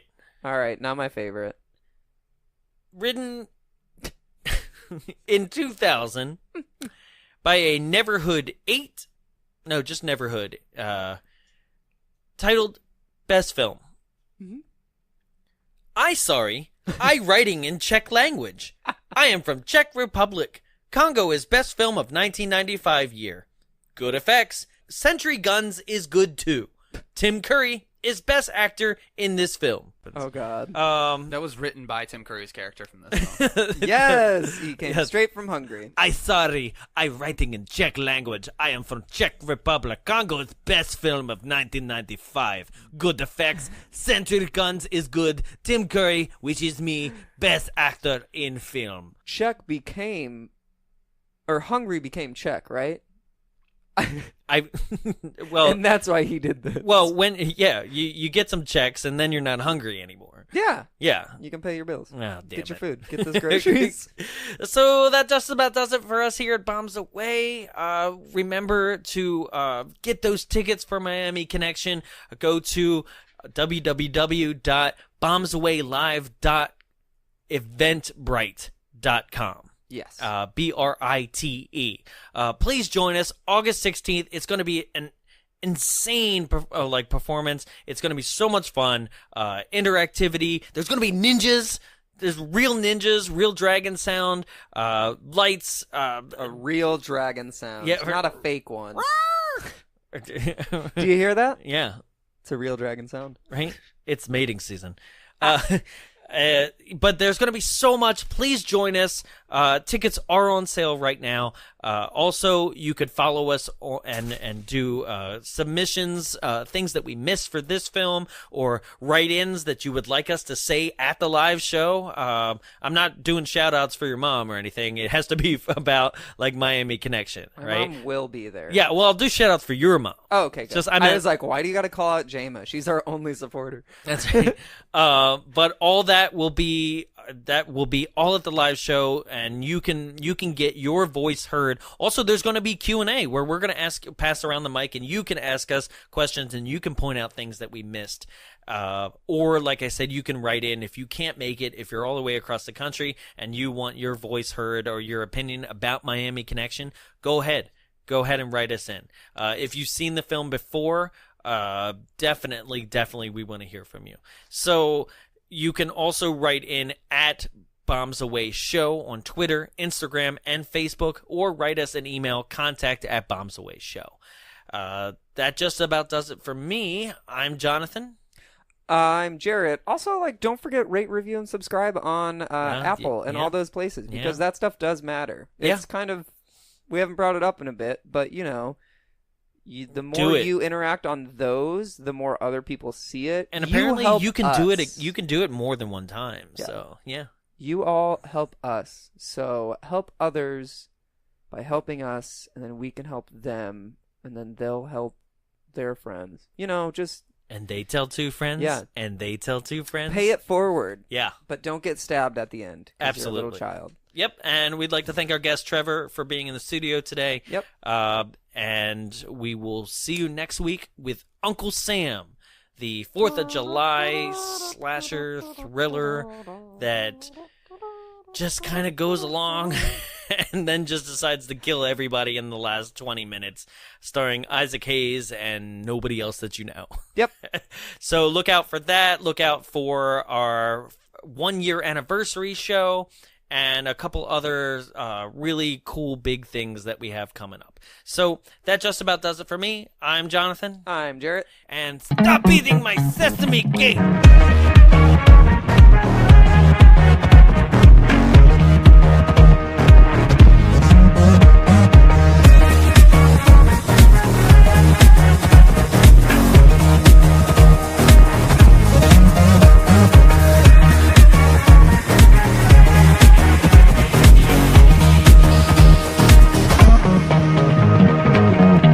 Hey, this is Jarrett with the Bombs Away podcast, and we're here in the Frida Cinema recording our podcast. So the Frida Cinema is a program of the Long Beach Cinematique, and it's located here in Santa Ana in Southern California. It serves the neighboring communities, and it is a non-profit art house cinema dedicated to enriching, connecting, and educating communities through the art of cinema. It's here to entertain, and that's why the entertainment industry exists. So what they show on these screens is pretty amazing. They have things such as the Director's Series, and it features directors such as Martin Scorsese, Mel Brooks, and Lloyd Kaufman. Lloyd Kaufman, if you didn't know, did The Toxic Avengers and The Class of Nukem High. They also have something called Friday Night Freakouts, and this is presented by OC Weekly. It has films that are among the horror or sci-fi kind of genre. They've done films such as Lost Boys, Hackers, and The Room. They've also featured anime like Your Name and Akira. Some other things they do are double features. They've done things such as Hot Fuzz mixed with Shaun of the Dead, which is actually two pretty good films. They also show a lot of cool things among the lines of indie films. They have The Void, which is currently on Netflix, and they also have had Academy Award-winning films such as Best Film winner Moonlight, which I think is pretty awesome that it showed in this space before it actually went up. If you want more information about showtimes, location, and everything film and entertainment related to the Frida Cinema, you can go to www.thefridacinema.org. You can also follow on Facebook at facebook.com/thefridacinema and on Instagram and Twitter at The Frida Cinema. The Frida Cinema, for filmmakers, for film goers, and for you. This has been a production of Big Bulb Entertainment, executive produced by Jonathan Young. For more media and information, visit us at www.bigbulbentertainment.com. Big Bulb, what's your bright idea?